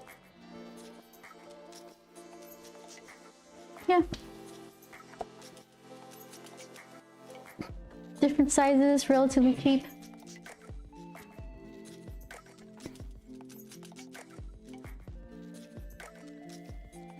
Gum Arabic. Like that, saying it with the accent on the first day, right? Gum Arabic is the base to make watercolors. Different inks require different amounts, and I'm not an artist too. Science my way. I learned about Gum Arabic annoying. I was bored one day and that art store had lots of very helpful art students, and I was like, I need a paintbrush. 3 hours later, I had all sorts of random supplies and brain exploding with info. Ooh, nice. What was the weirdest thing you picked up that day? The Gum Arabic? I went to an art store. The weirdest thing I brought home because I thought it looked cool, but I think it's for stenciling. Like this. I need to figure out. Thank you for following, Slick Shady. Weirdest thing that day was sea sponge. Oh, that's nice. Brenda Ray, etc., etc. Well, thank you so much for sticking around.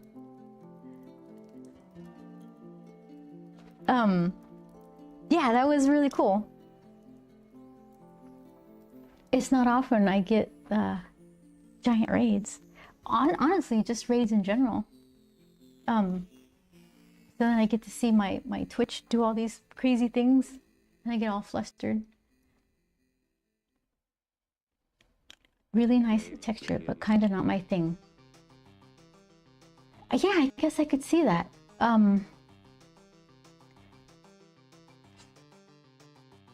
What else?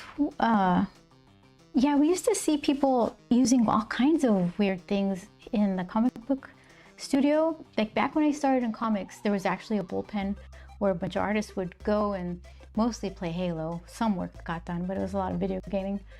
But then you get to see, you'd be a fly on the wall and see all these techniques that they would use, like just weird dried up stuff to smear to get like some rocky texture on things. It was really cool. Love the creative streams. Me too. Me too, Slick. And then after that, over the years, I kind of sometimes just wander into the shops, buy random things, and come home and Google. Yeah, I do the same thing. Sometimes you're onto something, and other times it's like, well, I guess this will just, be for show.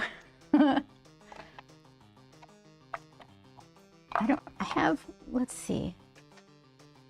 What did I get? I keep trying to get brushes, watercolor brushes. I'm kind of, I think I've been doing more watercoloring lately and trying to kind of hone in on technique and different, learning the papers. Do I like hot press or cold press? How big do I want to work? And there's all these brushes, different hairs and all that. So then one that I really ended up liking was this imitation sable. It's Raphael Soft Aqua. That was just kind of an impulse buy. It really holds a lot of water. It's very soft. Then you got like the fancier brushes, like this one, Raphael Kolinsky, whatever. This one's nice too. But these that I really liked, which I kind of took a chance on, imitation sable, I think, synthetic sable, Namura. I don't know if that's Raffine or Raffine, but these are really, really good. I wish the smaller sizes were in stock when I bought them. So yeah, just kind of figuring it out as I go along, and then streaming it just because, honestly, because I like cameras and videography and all the lighting and stuff, and I like computers. Chris, sounds like Raven has a lot of fun with fountain pens. Yeah, I was just mentioning you that you're like the resident fountain pen helper for me. But yeah, so this whole stream is just a combination of all the things I like. Drawing, a little bit of technology, I mean, by way of PC stuff and camera stuff, and just trying to figure it out. And mostly, the only thing I'm good at is embarrassing myself. So if I could just show people, like, look, it doesn't always have to be a masterpiece. Just get to getting.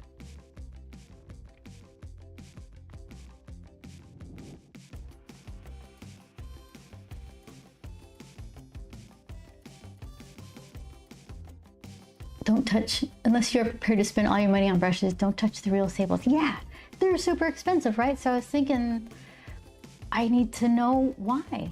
Probably because just, it's harder to come by or something. Because those imitation ones were really good. Too late. Wife and I met because of pens and inks, really? So I was out at the drugstore. Joann Fabrics, ooh. What did you get, Chris? What are you gonna make? Well, I've met many interesting people at the San Francisco Bay Pen Posse, but not a wife yet. The ones I know in the stationery brew team are all taken. I think, oh, see, look at that. You guys all know quality people. Real sable brushes are highly addictive. They're so nice. Yeah, Chris, you have one of those rosemary and something brushes? I don't have one of those. I think maybe I should learn how to watercolor before I keep buying fancy brushes. Okay. 10 rosemary brushes. So, are they better or similar, just different to the Raphael brushes?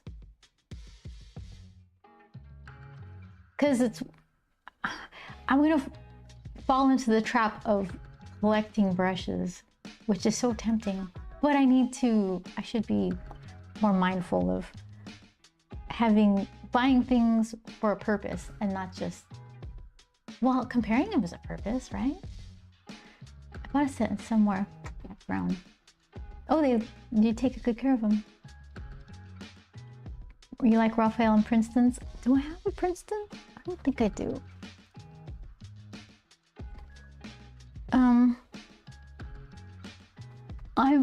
I might have one from years ago that is just dried up and messed up.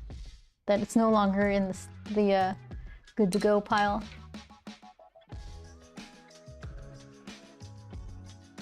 Pen Posse meets almost weekly.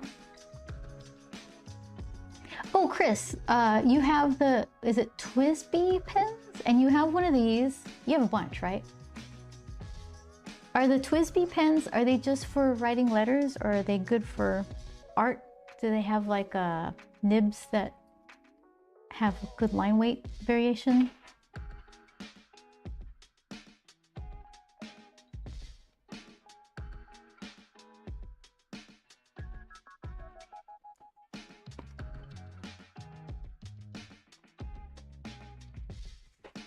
You will take the fifth on how many pens I own. That's okay. You're allowed.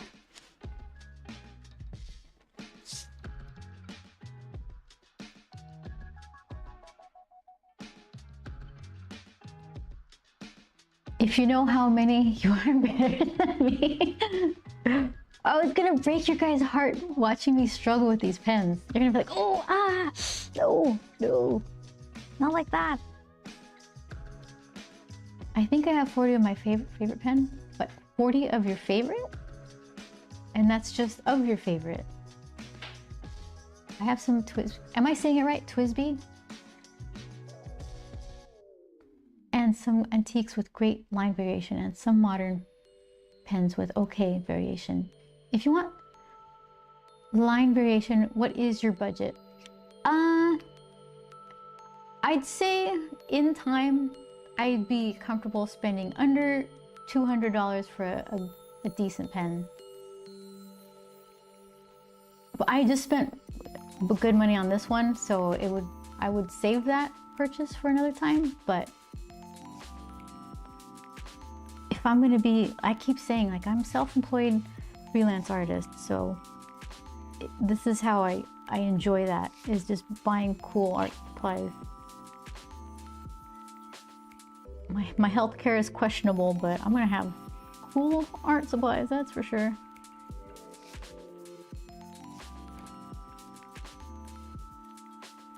Under 200, easily done if you are okay with Chinese pens. If they're what I'm looking for, you can get modern line variations for $30 or so. Antique vintage starts around 200. If you want Japanese vintage, European, that would go higher. Okay. Gizmo, it's just like, lol. Are you lolling at this obscene pen talk? Or my assessment on not having healthcare, but I'm gonna have cool art supplies. I have healthcare, it's just not very robust.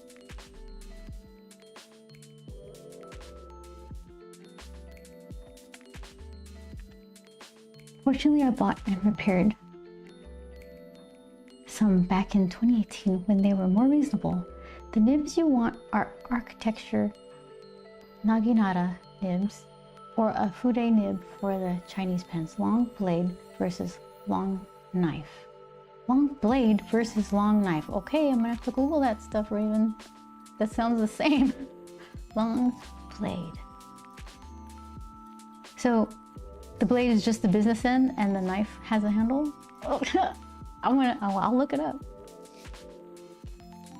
The healthcare, but better. Yeah, right, Gizmo? You have to just make lemonade out of lemons? I don't know. Slick.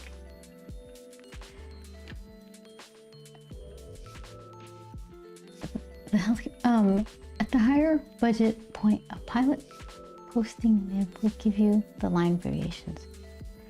If you just want to draw a fixed line with lots of ink, I just bought some vacuum fillers for $4 each from China and have some decent piston fillers that are only $2 each. That's reasonable. The fixed line doesn't sound like something I'd be super interested in. I don't know, maybe. Chris, you've been around long enough to know how I've been like struggling to force mediums to do what nature didn't intend for them. Trying to force ink to work with certain watercolor papers with other inks or watercolor itself, and being all surprised like, look, it's still not working. I'm gonna try it again. Look, it's the same result. That's crazy. Let's try it again. Okay, I'm about to learn.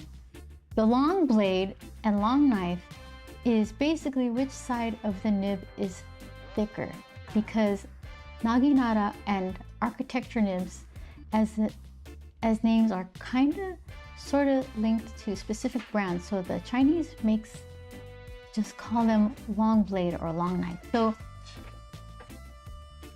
which side of the nib is thicker? Okay, here's a nib. So which side of the nib would be thicker? So you're talking about the tip or the base that goes into the plastic? Are those the sides? Or are you talking about like right versus left? Sometimes I need to gather a bunch of samples and have Beth try them out, or get her up here to a posse meeting. Oh my goodness, I would be so over my head. You guys would be chattering about like knives and blades and I don't know what.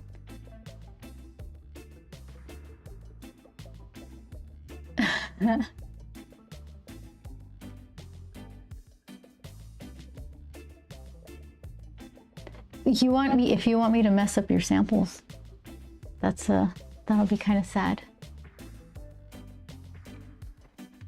See, it'd be a lot of that. Wing Sung Lucky 698, and everyone's like, yeah, right. I won't be just crickets like, oh, everybody's laughing, so it must be time to laugh. Yeah, so naginata architecture, long blade, long knife. You can use front or back. Okay, front or back. So this is front and this is back, upside down? Sideways.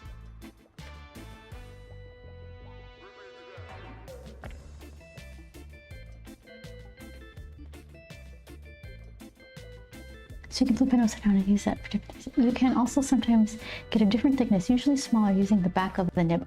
Yeah, I was enjoying that. This one is, seems like if I'm drawing a lot and then I flip it, it can go for a little bit. This Stink Ink, I think this was better at drawing upside down. It likes it. Yeah. Still stinks. Not as bad though. I can't tell you how happy I am that you told me that it stinks. I was like, yeah, see? It's not just mine.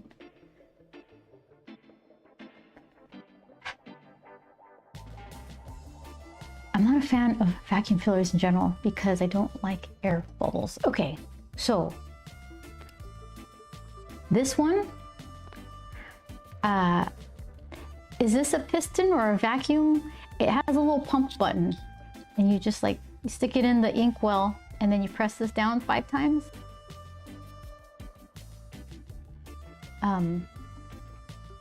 There's a pen that have been stinky since day one, all caps. Say it.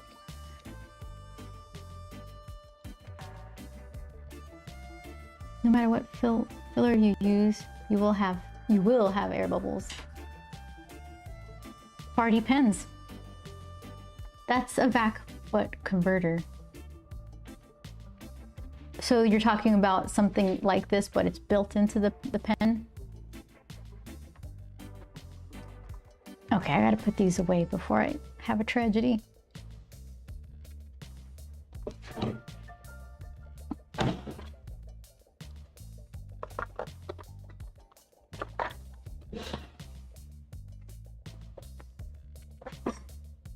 Whoops.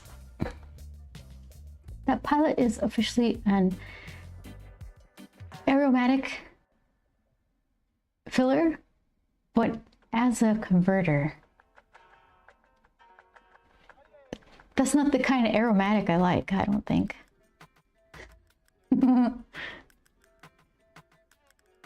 Back fillers and piston fillers usually refer to pens that fill right into the body. Okay. So I just transformed this into that type. So the converter made it a piston filler. I hate pilot converters. I just flush the cartridge and refill them. Oh, really? Not really, okay. Well, I got some learning to do, I guess. You hate pilot converters, just flush. I have some cartridges that I didn't save any of the. Yeah, hold on, let me do the link thing. Before I knew better, I would just throw my empty cartridges away. Now I don't have an empty one to clean out. Okay, give me a minute. I always do this in the most backwards way because it was never an issue before. No one was like wanting to post links. Well, so now I'm a big streamer now. I got 200 followers. I need to figure this stuff out. Okay, hold on. Channel dashboard. Yeah, we got this.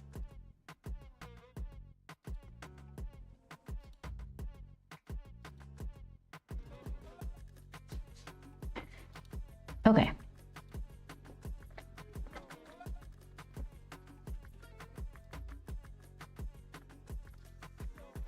All right, you're good to go.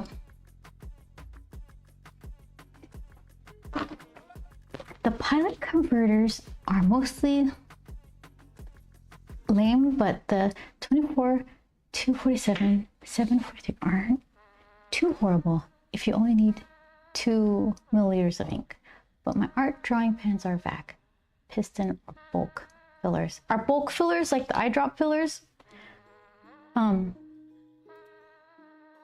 Oops, where's mine? Is that a bulk filler? You just dump it in the body?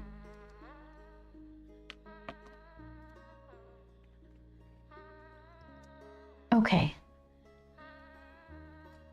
I'm going to check these out. Ooh.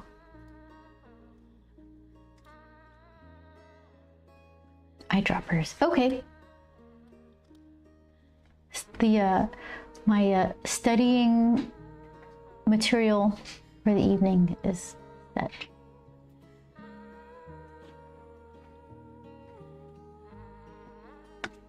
Let's see, can I? Oh, I can. Hold on. Okay, one more.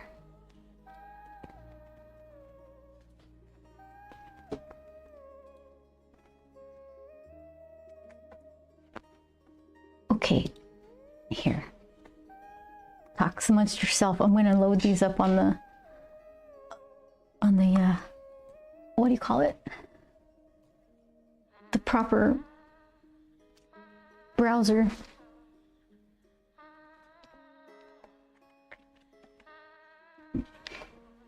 I have 3 monitors. I really need one more. All of the monitors.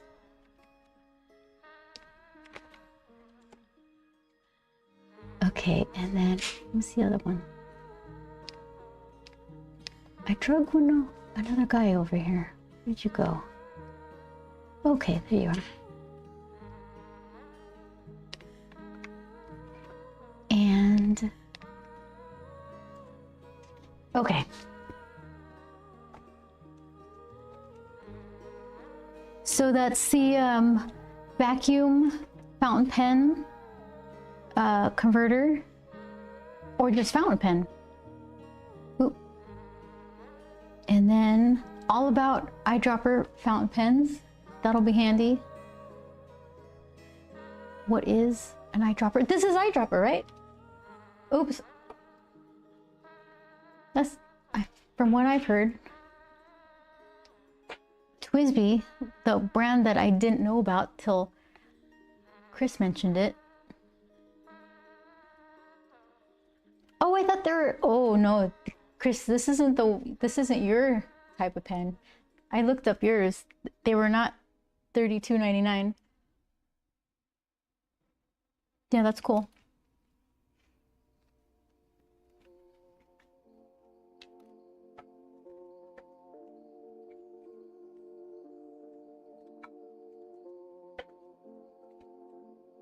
Okay, let's see.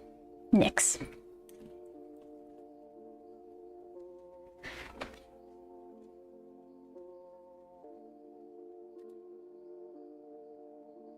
Bulk fillers tend to hold more than 0.8 milliliters of ink. Eyedropper is like shoving a pen nib on a test tube, basically. No, bulk fillers are different. They're sort of in between piston and vacuum fillers with some oddities. They would take a while to explain, but there are videos that demonstrate them. And Raven agrees. A gentleman stationer. Ooh. I'll have one of those. Of all the TWSBIs, I like the Eco 3. I have many different models, some cheap, some painful to the wallet. I like piston fillers because least likely to have an accident while filling, but still large capacity. My most hated filling mechanism is bulk fillers, actually. All right. Clearly, I have a lot to learn. Oh, Chris agrees. Bulk fillers are useful, but a PITA to learn to use correctly without accidents. You know what? If that's what you say, that's probably one I should steer clear from. Here's my, let's see. I have a splash guard for a reason. Here, let's see. Look at that. Oh boy.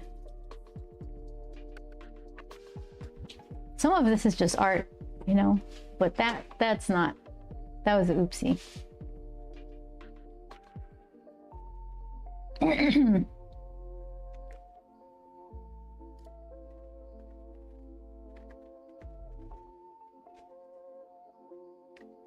Have you seen the most ridiculous pen from, how do you say that? Taxia? Backfill and bulk fill. If you are new, you leave Dexter's kill room to fill the pen. Oh my gosh.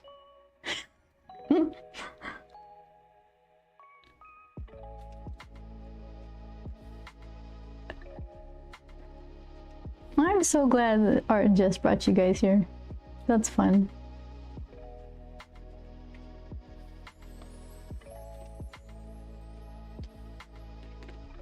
So every time I get into one of these tentacles, I'm like trying to make a grad with just furriness. It goes from like this like a coppery color to a dark brown. So I'm just adding fur to make it look a little darker. You can see I'm trying to get some different line weights here. There's some fine stuff. Usually most of the thick stuff I'm just going over a couple times. I don't have really good pressure control. So to go over and try to do like actual comic book artists when they go along a thigh or something and they can like light pressure, then heavy pressure, then light pressure just to get a nice meatiness to the thigh. I can't do that. I don't have the control. Tasia, thank you.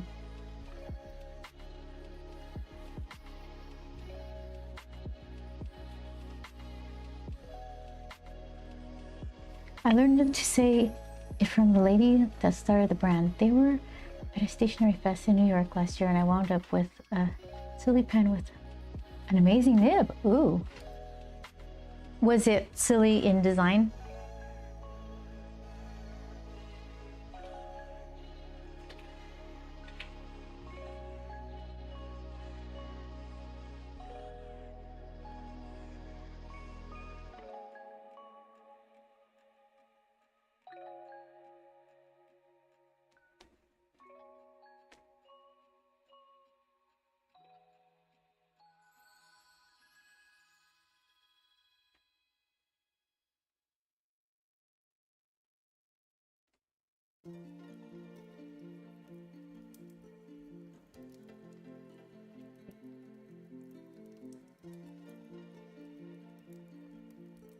Okay. Oh, that's the silly one? Here, let me take it over to the control copy. Don't mess up. Don't press wrong buttons. Okay, Okay. Let's see. Wait a minute. This is not a stylus.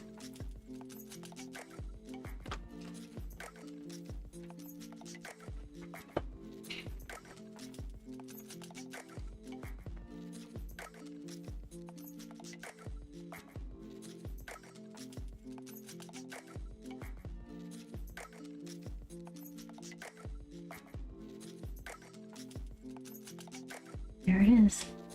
Something fancy. Covenant SE. Ocean Whispers. Parchment Swirl. Persimmon Winds. Ah, oh, lovely names.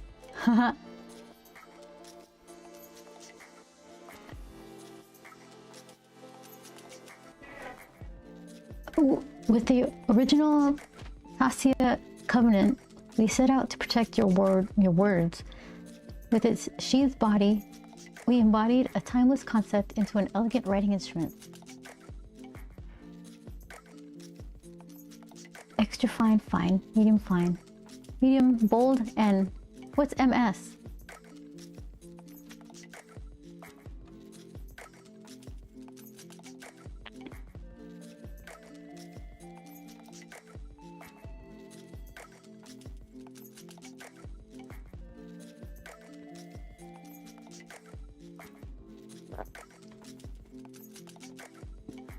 Music nib. Oh, interesting.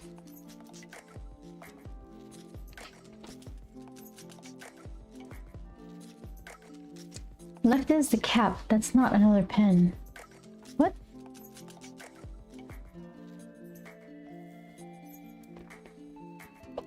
Let's see. Where do I gotta see this? Wait, which one did you say you got? I want to see yours. You bought the Ocean Whispers. Okay. So that's the actual size? Is that what you're saying? So the whole pen just slides right into there? That's pretty massive. Oh, that's what it protects the words. Is that what they meant? The whole pen goes into the cap. Yeah, I thought that was just the zoom in of the cap. You were right to point that out to me. That's pretty... That's the cappiest cap I ever saw. Game begin.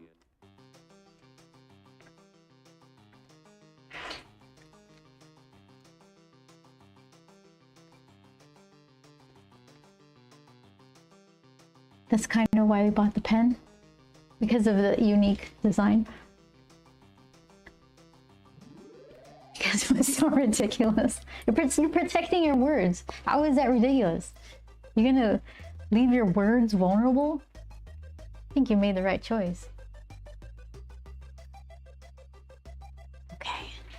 Here, see, Chris, you know how stressful, not stressful, this pen was the subject of how many streams, and then me struggling with this one.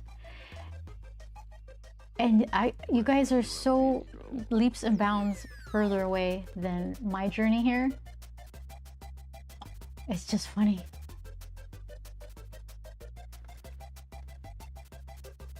Our most expensive purchase is actually a limited edition honking heavy pen. Ooh, what's it made out of?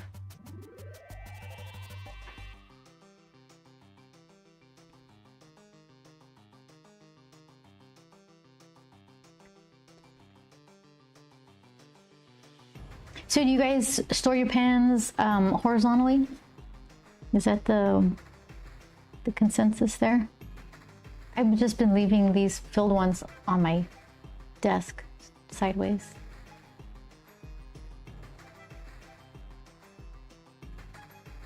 So far, these have been good.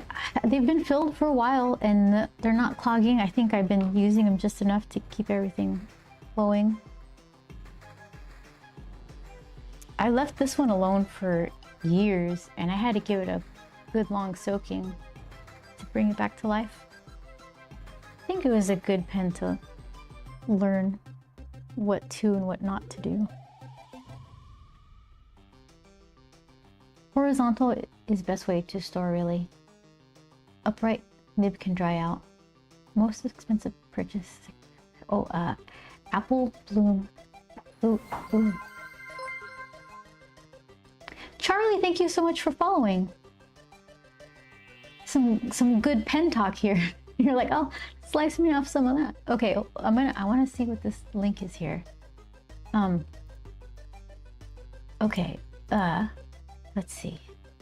Put you here.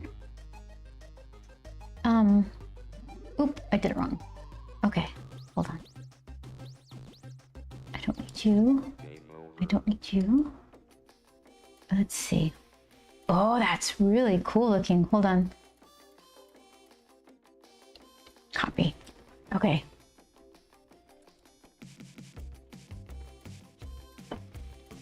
What we got here?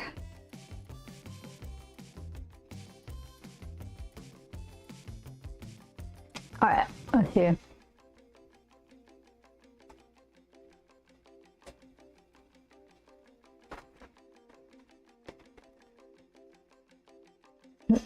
Let's see. There we go. It looks like a grasshopper. That's really cool. Oh my goodness, look at what you did. Whoa, Raven. Goodness gracious. I like how you do it. You're like, yep, this is happening. Oh my gosh, it's really cool looking. I like it. You guys seeing that? Yeah. Really sets the bar for all pens, I'll say. Goodness gracious. It makes me feel better about splurging on a vending machine. I'll tell you that. Wow, right, Gizmo? That's something. I like it though.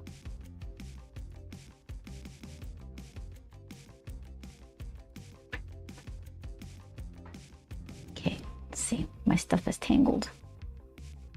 Okay, and then you? Okay.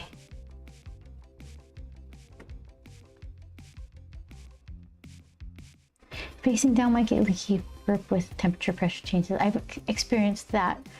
Yeah, well, I've been using fountain pens and rapidographs since college, and I kind of got started on ink paints in high school.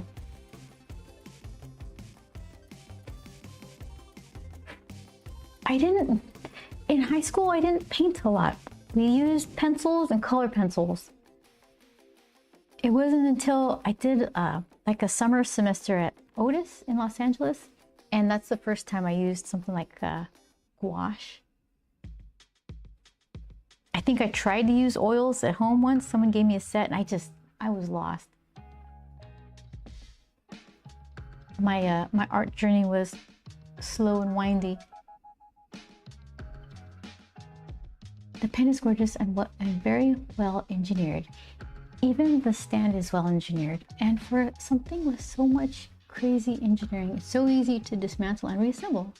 Really sets our weapons. And like it's magnetic closure that will always line up. Ooh, just like the little things, right? Where you're like, this is magic. And like it's magnet. And Mont Blanc costs more than that. And it's like 100 times worse. Oh my goodness. Grumbles with major annoyance at Mont. So you have some. Do you have pictures of do you have a nice display case? Or I think you would need several cases, probably.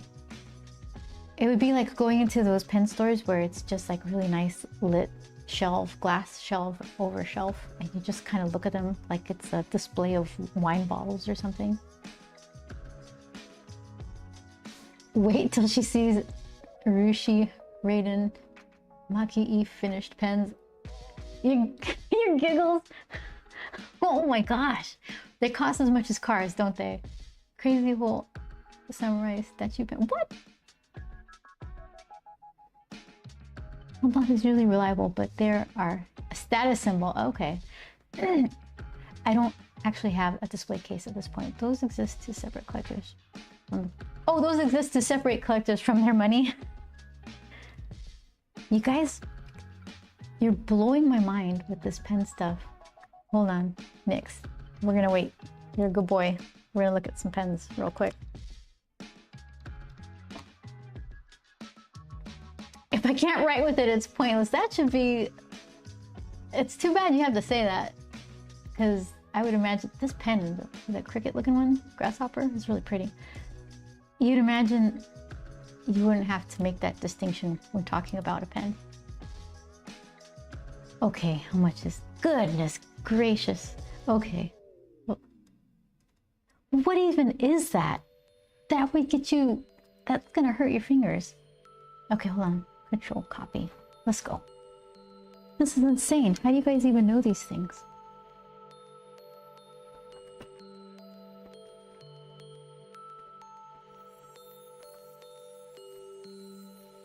Gizmo, are you here?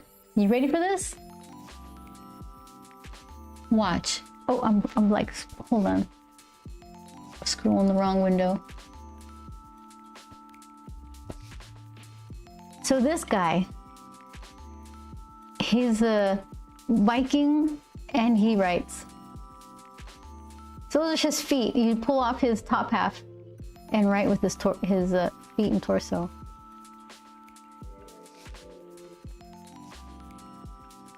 Is it? Hopefully you can see all this. Look at the price. Goodness. Hold on, I gotta change my window.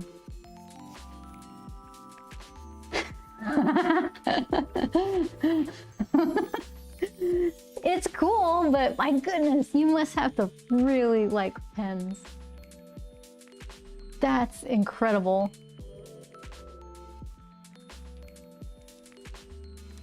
It's a crazy pen world out there. I'm mad. Yeah, right? Right? And it's gonna hurt your fingers to write with it.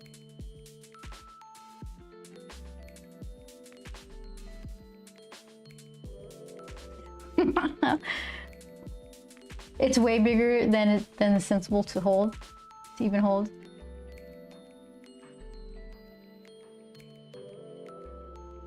The craziest is you gotta hold it like a baby holds crayons because it's that big. Oh my goodness. Look at my cool pen, and you're like trying to scribble. Yeah, that's just to have front and center in your case of pens that you never use.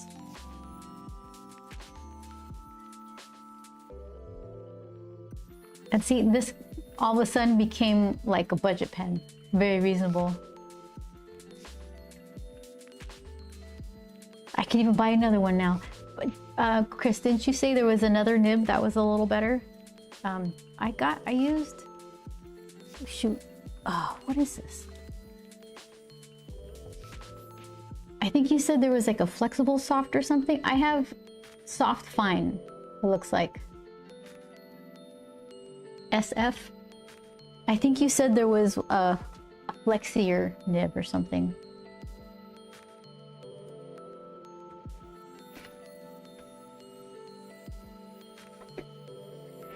So Matt, you want to go halvesies on a samurai or a Viking pen?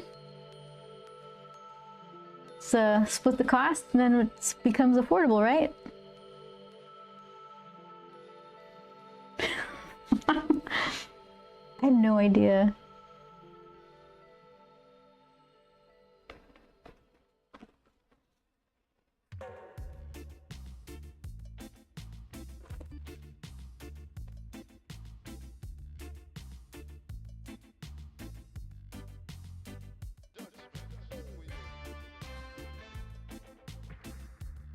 What pen is better depends on the use and the user. The FA is flexier. I used to want King for the nibs, but then I learned that the King of pens, as chunk as they are, still use the tiny sailor converter. Oh, the one that you hate, right? Wait, no, you hated pilot converters. For drawing, I think Waverly nibs would also give a lot of different strokes. Oh, interesting. I'm thinking in my head how much that kind of money would cover bills and food. Yeah, someone is just buying a pen that they can't even use to just put with their other pens that probably cost a lot too. It's funny, right? I mean, not haha funny. Well, if you want to try lots of nibs and pens, the CA Pen Show is this weekend, Redondo Beach. Oh, interesting.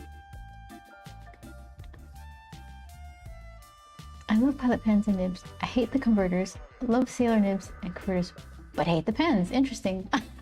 No problem.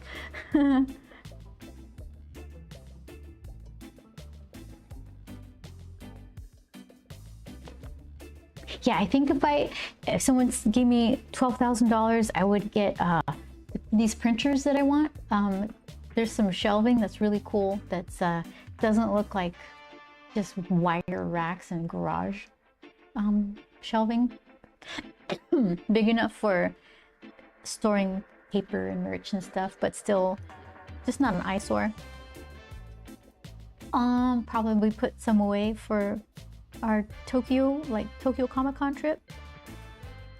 Never would the pen land on that list.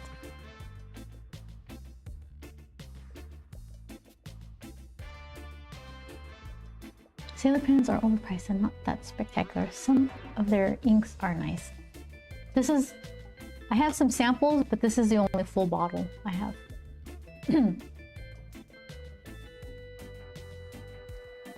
We went to what was the pen store? I forget what the pen store was called.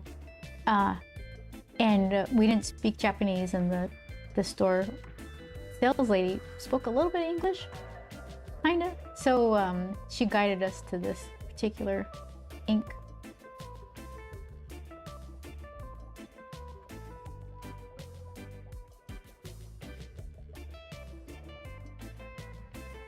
Drink ink. So like, what do you mean? I still get all of the 6.6 milliliters of ink in that. You write the title of a chapter and you have no more ink.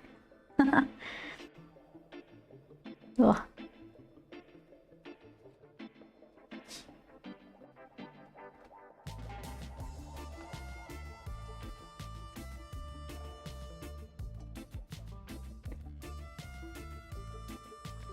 Trying to fuzzify this little tentacle.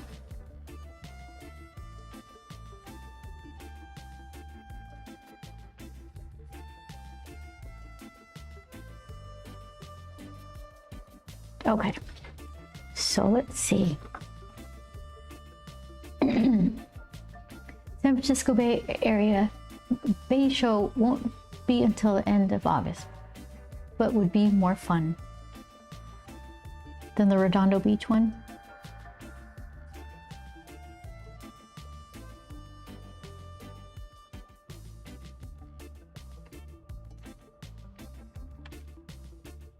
Yeah, that's some crazy pen stuff. I would be overwhelmed. I don't think I'm ready. Ugh.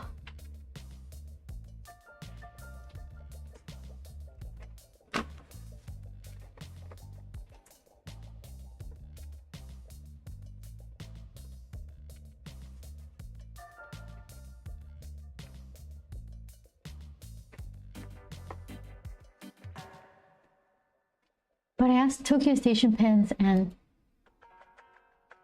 CY can make me a crazy stack. The pilot cards are Reb's paws. Interesting crowd. Lots of beginners there.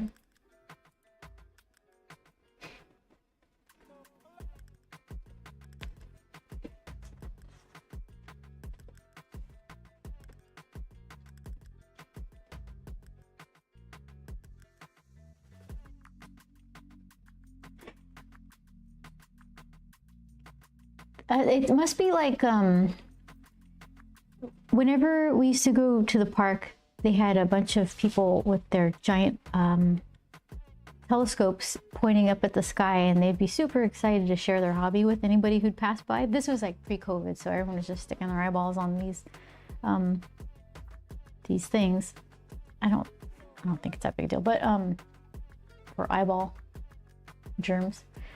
But the pen shows are probably filled with people like that who are super excited to get people excited about their hobby. They want to share it. It's not like, oh, you don't know about this. You don't like the Viking pen? Well, poo to you.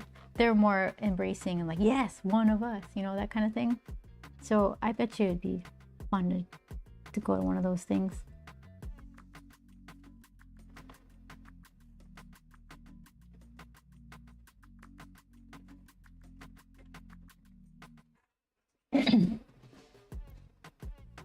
Are both of you following Pen Addict? I don't think I am, because if not, go. Brad knows everything. That's Pen Addict. You know, I might have stumbled. Is that a YouTube channel? Because I may have stumbled upon that trying to learn something. And in Brad's chat, you will find, or it's like a Twitch channel then. People know. Oh, wow. You're on the Pen Addict Slack channel. They do a YouTube blog and Brad is on Twitch too. Okay, yeah, that sounds really familiar. I think I stumbled, what was I looking at? I think we were trying to just, somebody was comparing pilot nibs. He might have been one of the guys that we saw.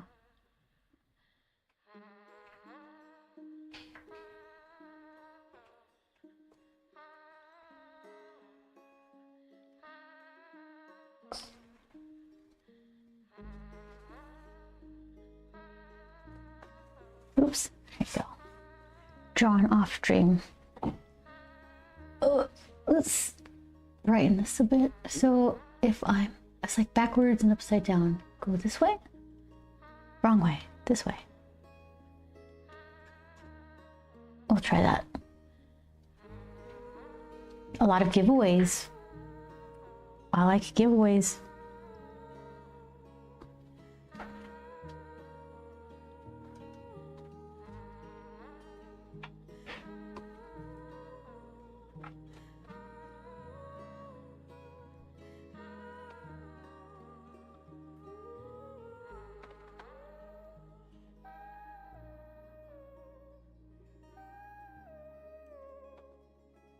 All right, am I ready to do the mouth?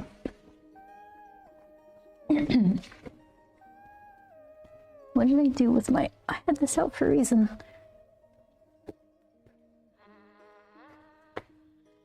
It was my same paper scribble trial thing. Yeah, this one doesn't like to go upside down all that much. The thinnest line. I guess if I just barely tap, I can get a thin line. It's just wiggly.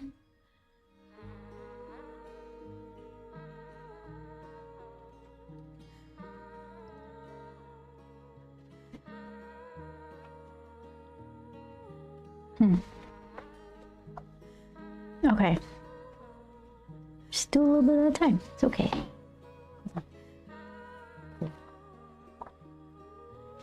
Don't mess up. This way or that way. Push or pull. Pull. Okay. Okay. Hold on. I'm not ready. Okay. That's not a big deal. Just do it.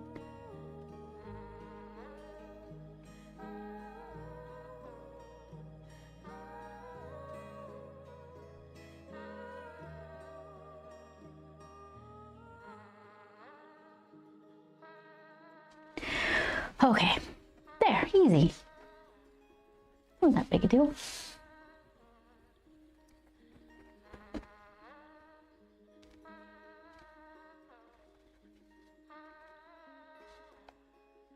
It's got this little razor sharp teeth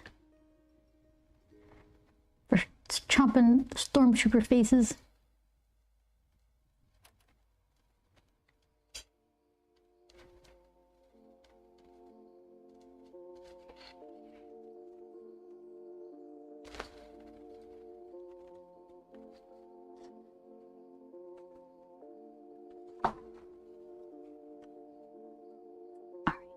So, let's see.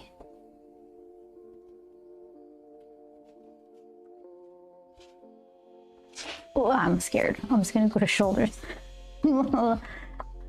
Shoulders. Never mind. No more face.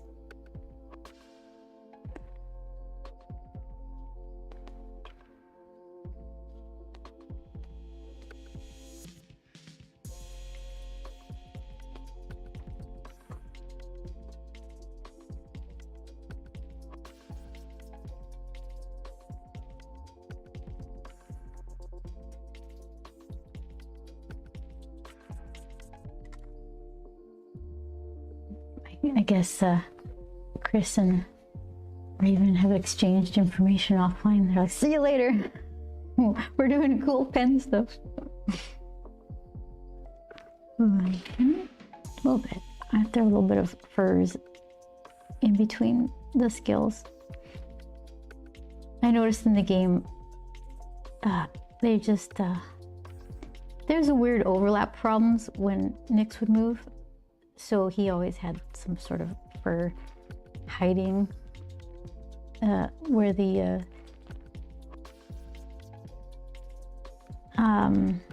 scales met his furry soft areas. A lot of, don't worry about it, don't look at this. This is just fur. Like there would be a little scale right here covered with fur or something like that.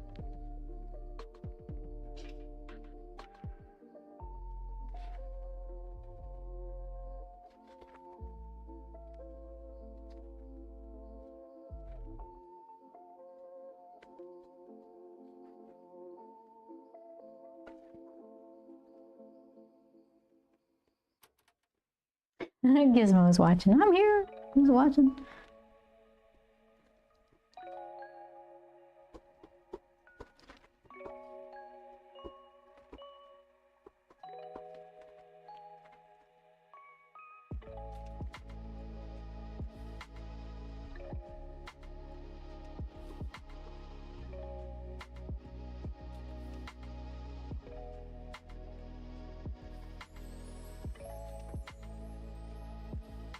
That's kind of scaly.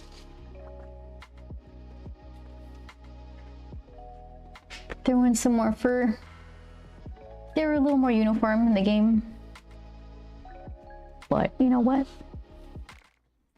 This is real life.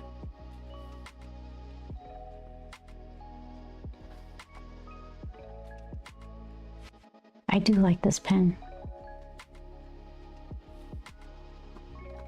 I wonder if I'd be able to use one of these now a little more confidently with Higgins or whatever other kind of ink. Just to have it more ink wash sturdy. I've never been in the habit of using these. It may be because I'm so splashy. Oh, Gizmo's drawing with me. Co-working. I love it. Raven. Alright, it's 3:30 a.m. here. Gotta go to bed. It was nice hanging out. See you around. Raven, thank you so much. It's a pleasure meeting you. Thank you for schooling me. I appreciate it.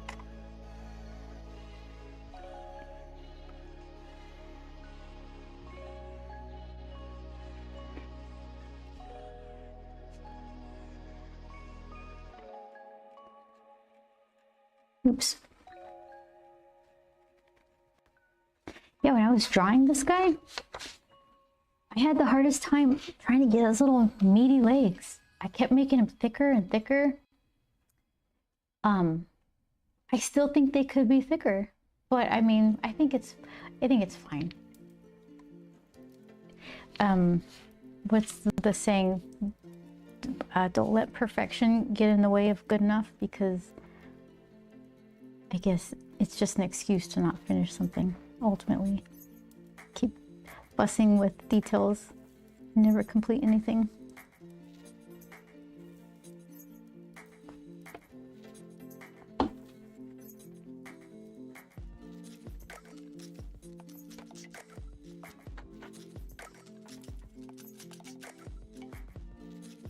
I keep imagining combining my two favorite things about this game, Star Wars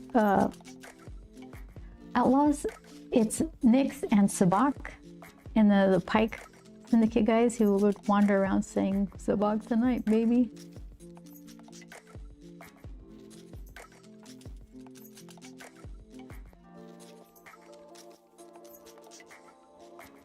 And I guess I've decided to download whatever content comes out.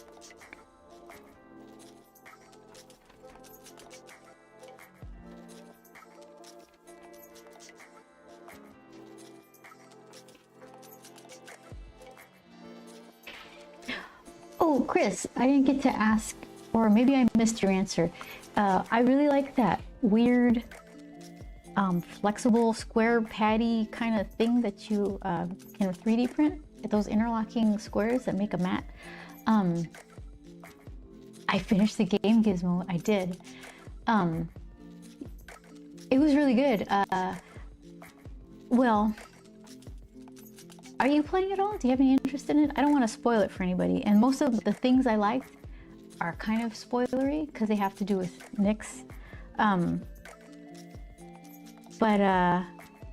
Yeah, I finished. I had an excellent reputation with all the syndicate gangs because I'm a people pleaser, I guess. I got all the loot. Okay, Nyx was so cute. He had more personality than K-Vess, the lady. So there's this one part, if anybody's listening, like, I'll give you the thumbs up but when I'm done spoiling, so stop listening. So there's this one part in the game where Nyx gets all excited because you will end up by something he's interested in. So you have to chase him through this area. Hi, Pat. You have to chase him through this area. Grandpa Mago is coming along nicely. You chase Nyx through this area till he finds this pile of loot, right? And it's something special. So then this one thing I was chasing him through, it was so spooky. The lighting was red and it was kind of dark. It was this cave and you can hear this growling and stuff.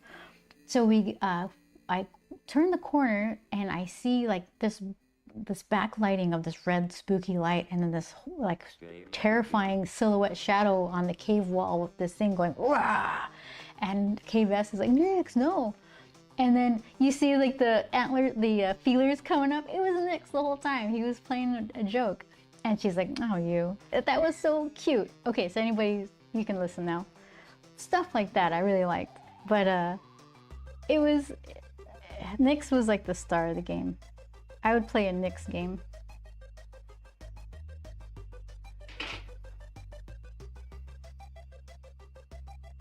It's one of the really first. Chris, yes, the flexi sheet, I really liked the plastic that was used for it, and I didn't know if the holographic letters were something separate or a different plastic that you used or paint, or was it all just the same material that looked different depending on the finish that it was, that came out of the machine. So that's what my question was. I just liked the look of the iridescent kind of rainbowy plastic letters, and I didn't know how you did it.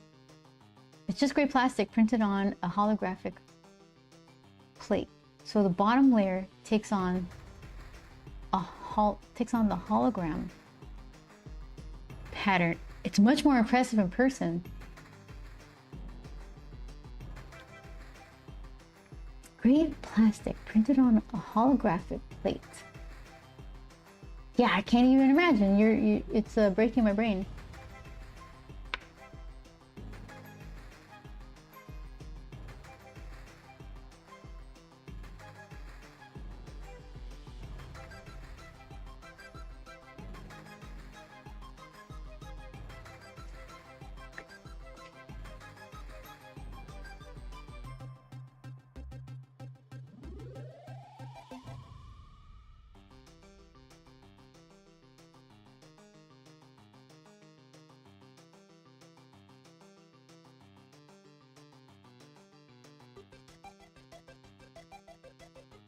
Pat, how you doing? Thanks for coming around. You missed like a giant beefy raid. I got all excited.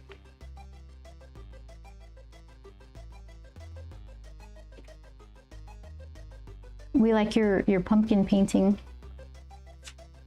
The pumpkin sculpture that you're painting.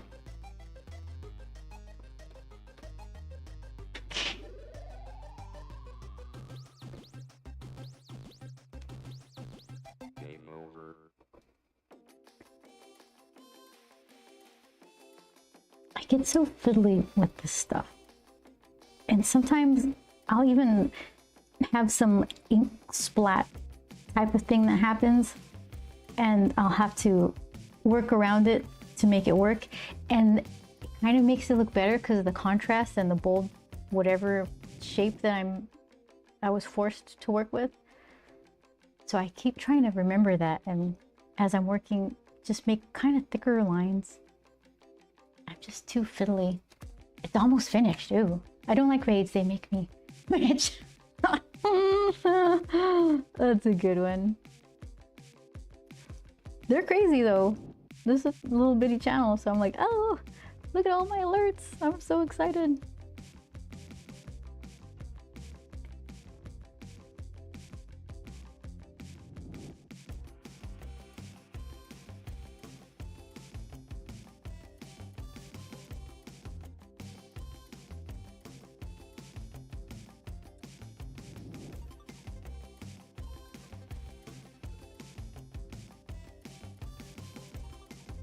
Okay. So, feel like I like a lot of what's going on here. It's kind of line variation, shape variation. It's a little blank right here, and I'm trying to figure out, like if I was coloring this in Photoshop right away, I would just, you know, make a big shape and drop everything else in shadow. But if I'm doing it line based, it's gonna be like fur and just scribbly lines to try to give it detail and volume and shape. So it's not a way I usually think.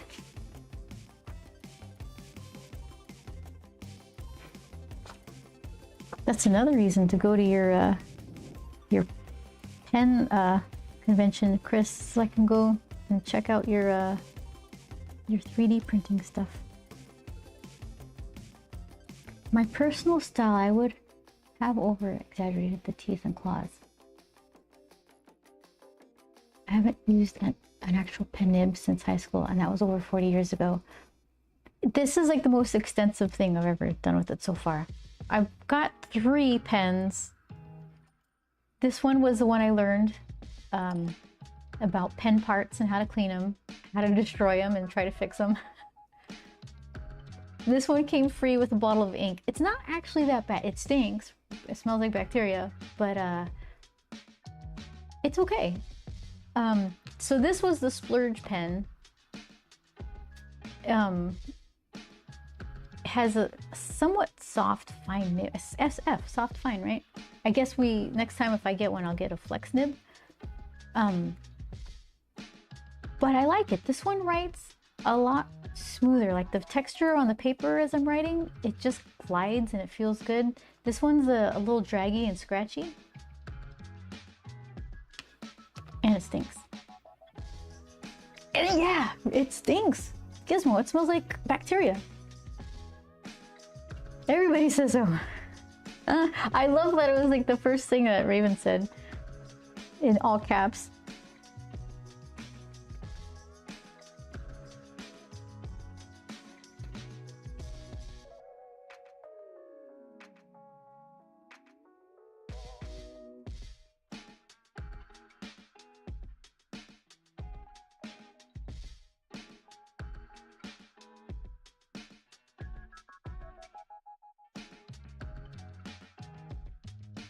I have my best high school picture still framed and sitting on the floor. It was a pen and ink mashup of several Japanese style drawings with Pegasus and big waves. That sounds really cool. Yeah, that sounds interesting.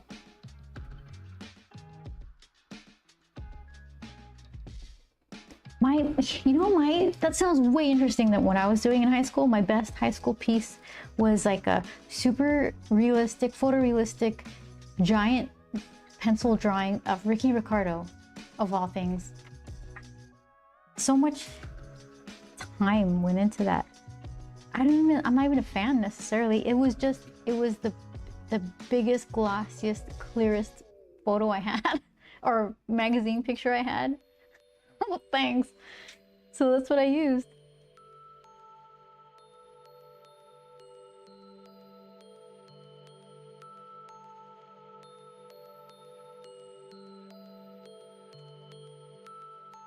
So at least yours sounds artistic and cool. It would be interesting still today.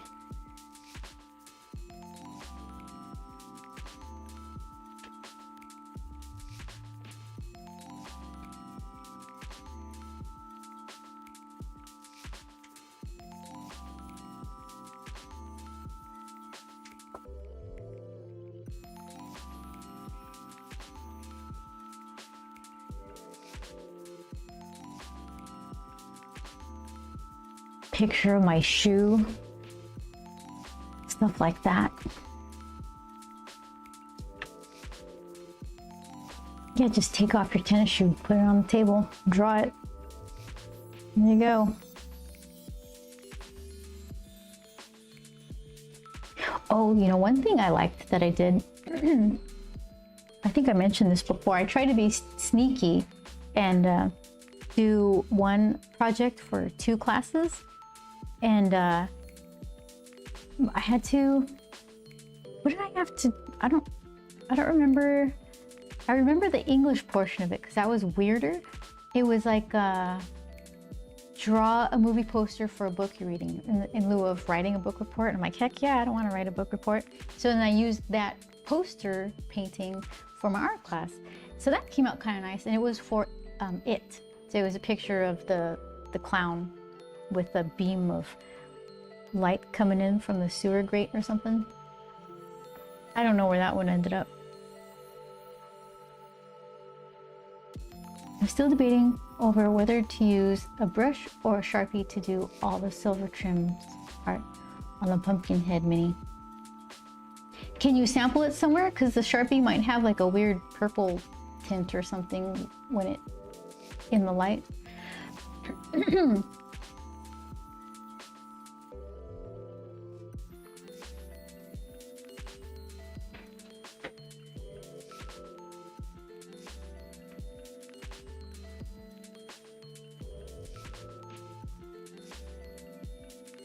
At that size, I mean, if it's easier to just poke a little Sharpie into small details, you can go for it.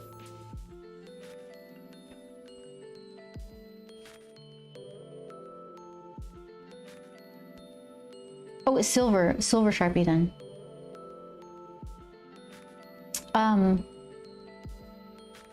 Yeah, there might be fresh. I'm thinking a fresh Sharpie versus like silver paint. I'm not sure.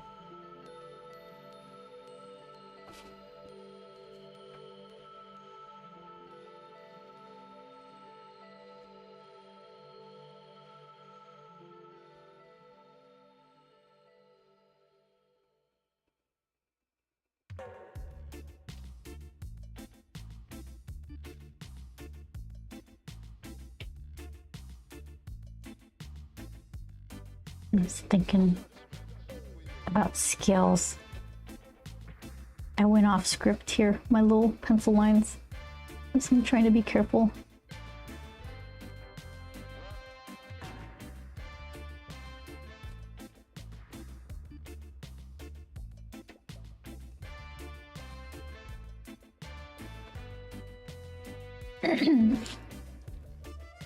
Oh, you're okay. Do the Sharpie. Yeah, because then you're just gonna cause a headache for yourself.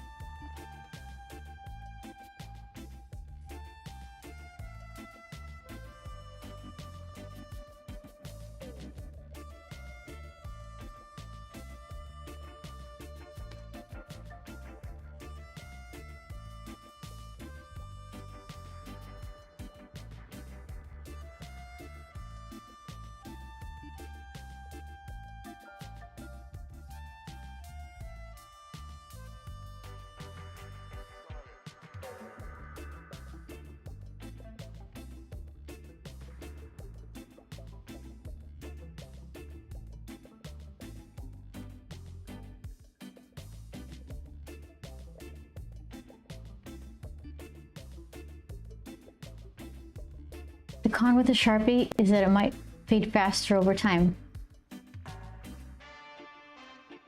Yeah. How well does the paint work over the Sharpie?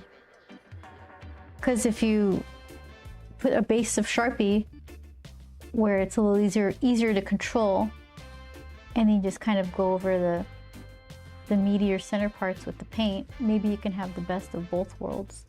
But I don't know how the paint might flake off the Sharpie or something.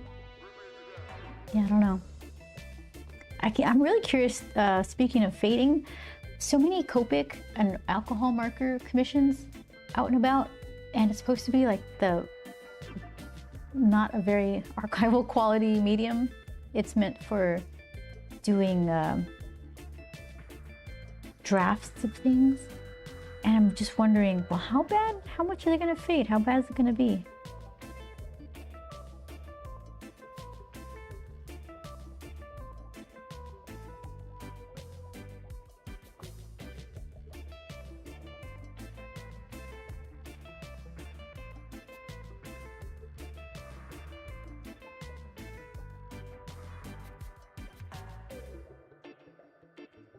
Show you what I did.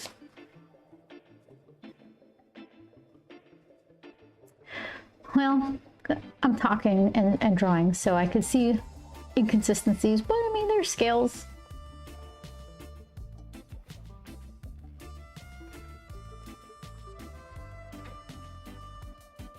The Copic markers, yeah, Copic and alcohol-based markers fade over time.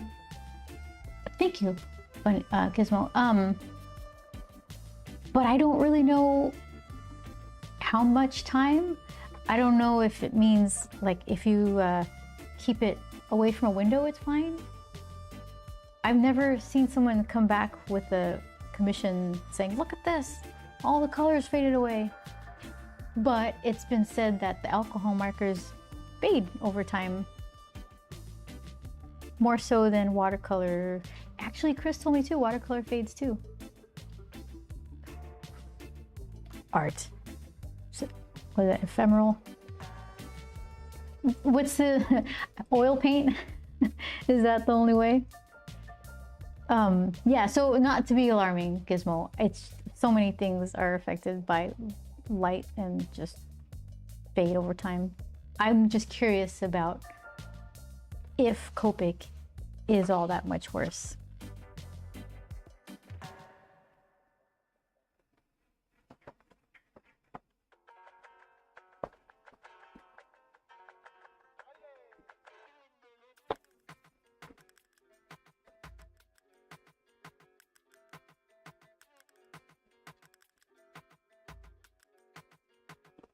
Also wondering if you can do sealer. Fading depends on the pigment dye, and some oils change color over time, but the time is usually hundreds of years. So alcohol-based markers, are those amongst the quickest to fade, or does it matter? I mean, what was all that hubbub about? Was it just much ado about nothing?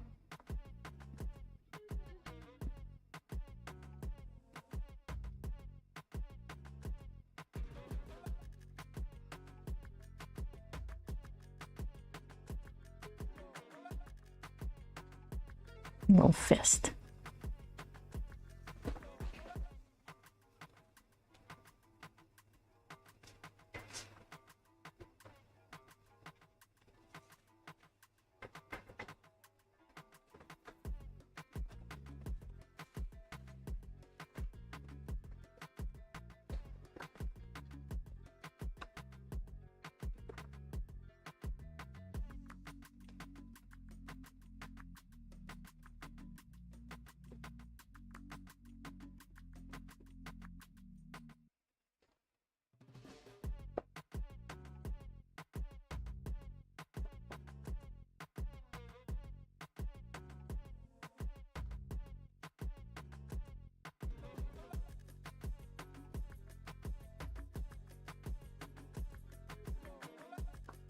Alcohol markers tend to use cheap dyes. If you expose art to sunlight, it'll fade quick. Kept out of sunlight, the fading varies, but some last 20 years or more.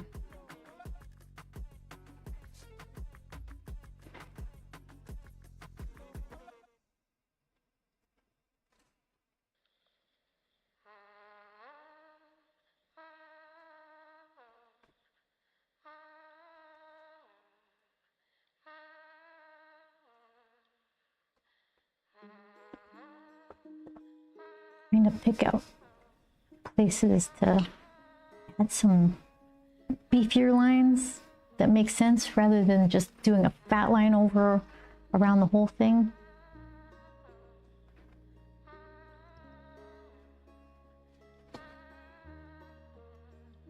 As Brenda would say, it's going medium.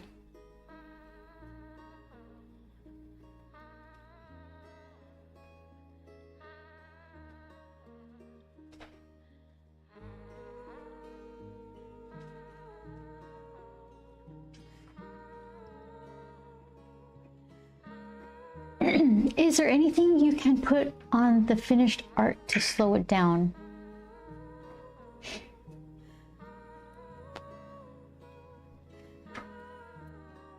I've never sealed a Copic drawing. I've sealed graphite, and you just put lots of super thin coats of fixative.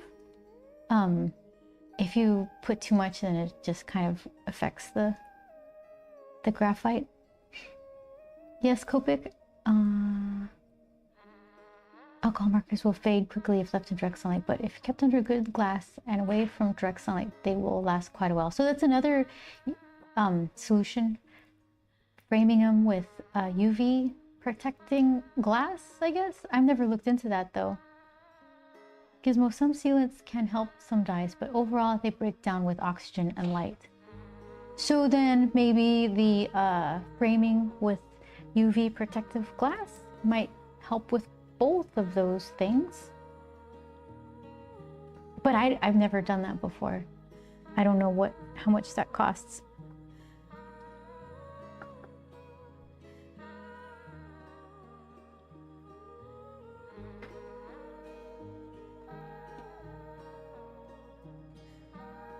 Posted today's progress. Ooh.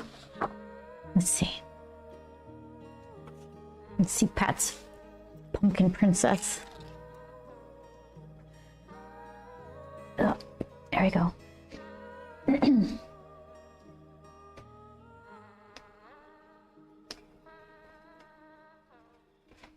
Oh, she's so sassy. Haha. Hold on.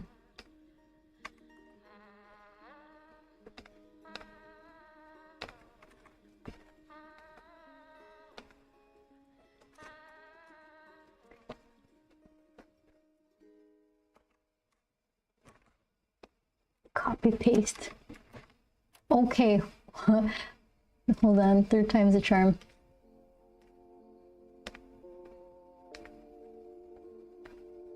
There we go. Select all, copy.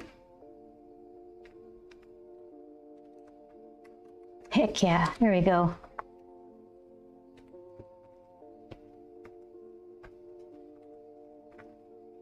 And just press the button a couple dozen times. There she is. Look at her. Yeah, that's coming along nice. So you're saying a friend of yours, they sent this to you to paint a while ago and you're just getting to it?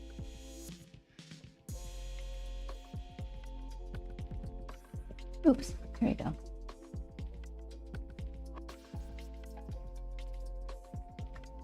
There she is.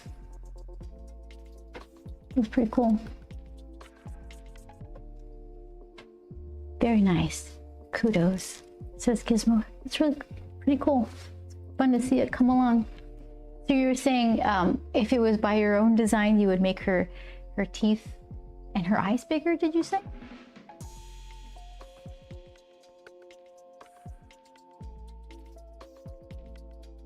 Saw an image where they used gold for leather studs. That's even more intimidating. Oh, interesting. Yeah, I like that.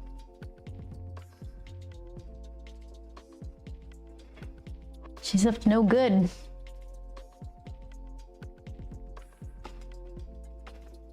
There we go.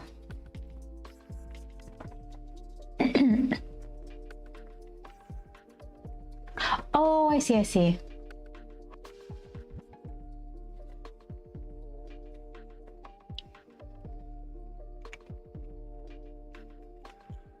Yeah, it's coming out nice. Oh, I see. Yes, teeth and claws. You know what this is?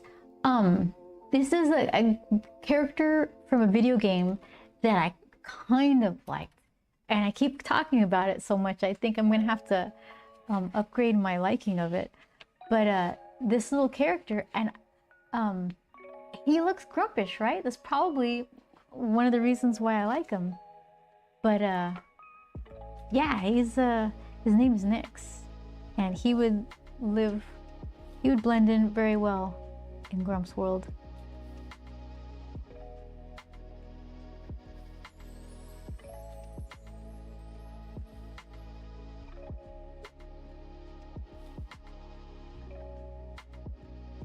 Yeah.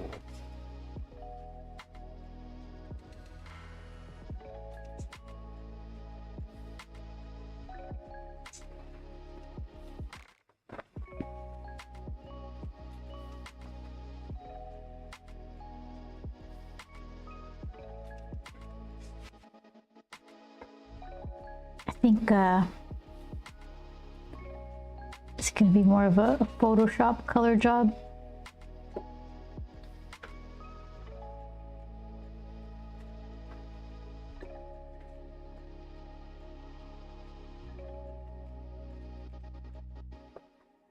I don't want to break my heart over doing markers or watercolor over this particular ink and just have it smushed to nothing. All right. This might be a good place to call it evening. Whoops. Don't shake.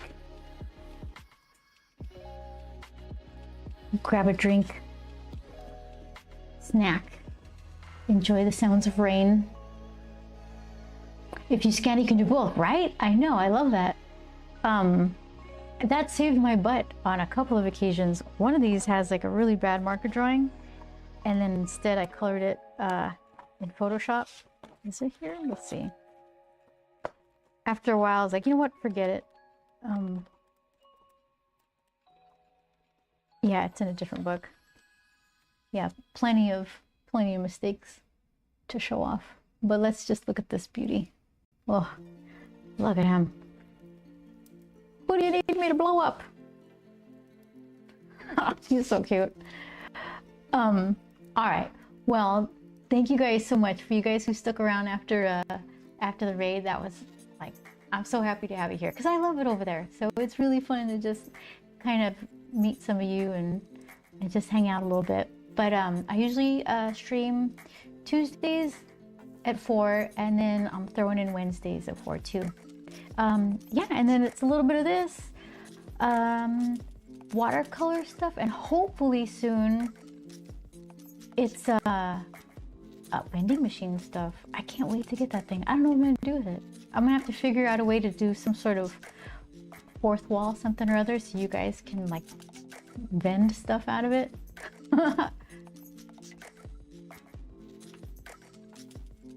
Oh, you're perfect timing, Pat. Yeah, it's quitting time for me too. Good night, Gizmo, Chris, everybody else who was here, who made my night really cool. So thank you so much. Yeah,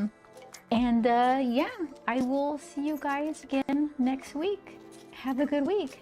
Thank you, Chris. I appreciate it. Thanks for all the ink intel. I got a lot to learn, clearly. Have a good night, everybody. Thank you.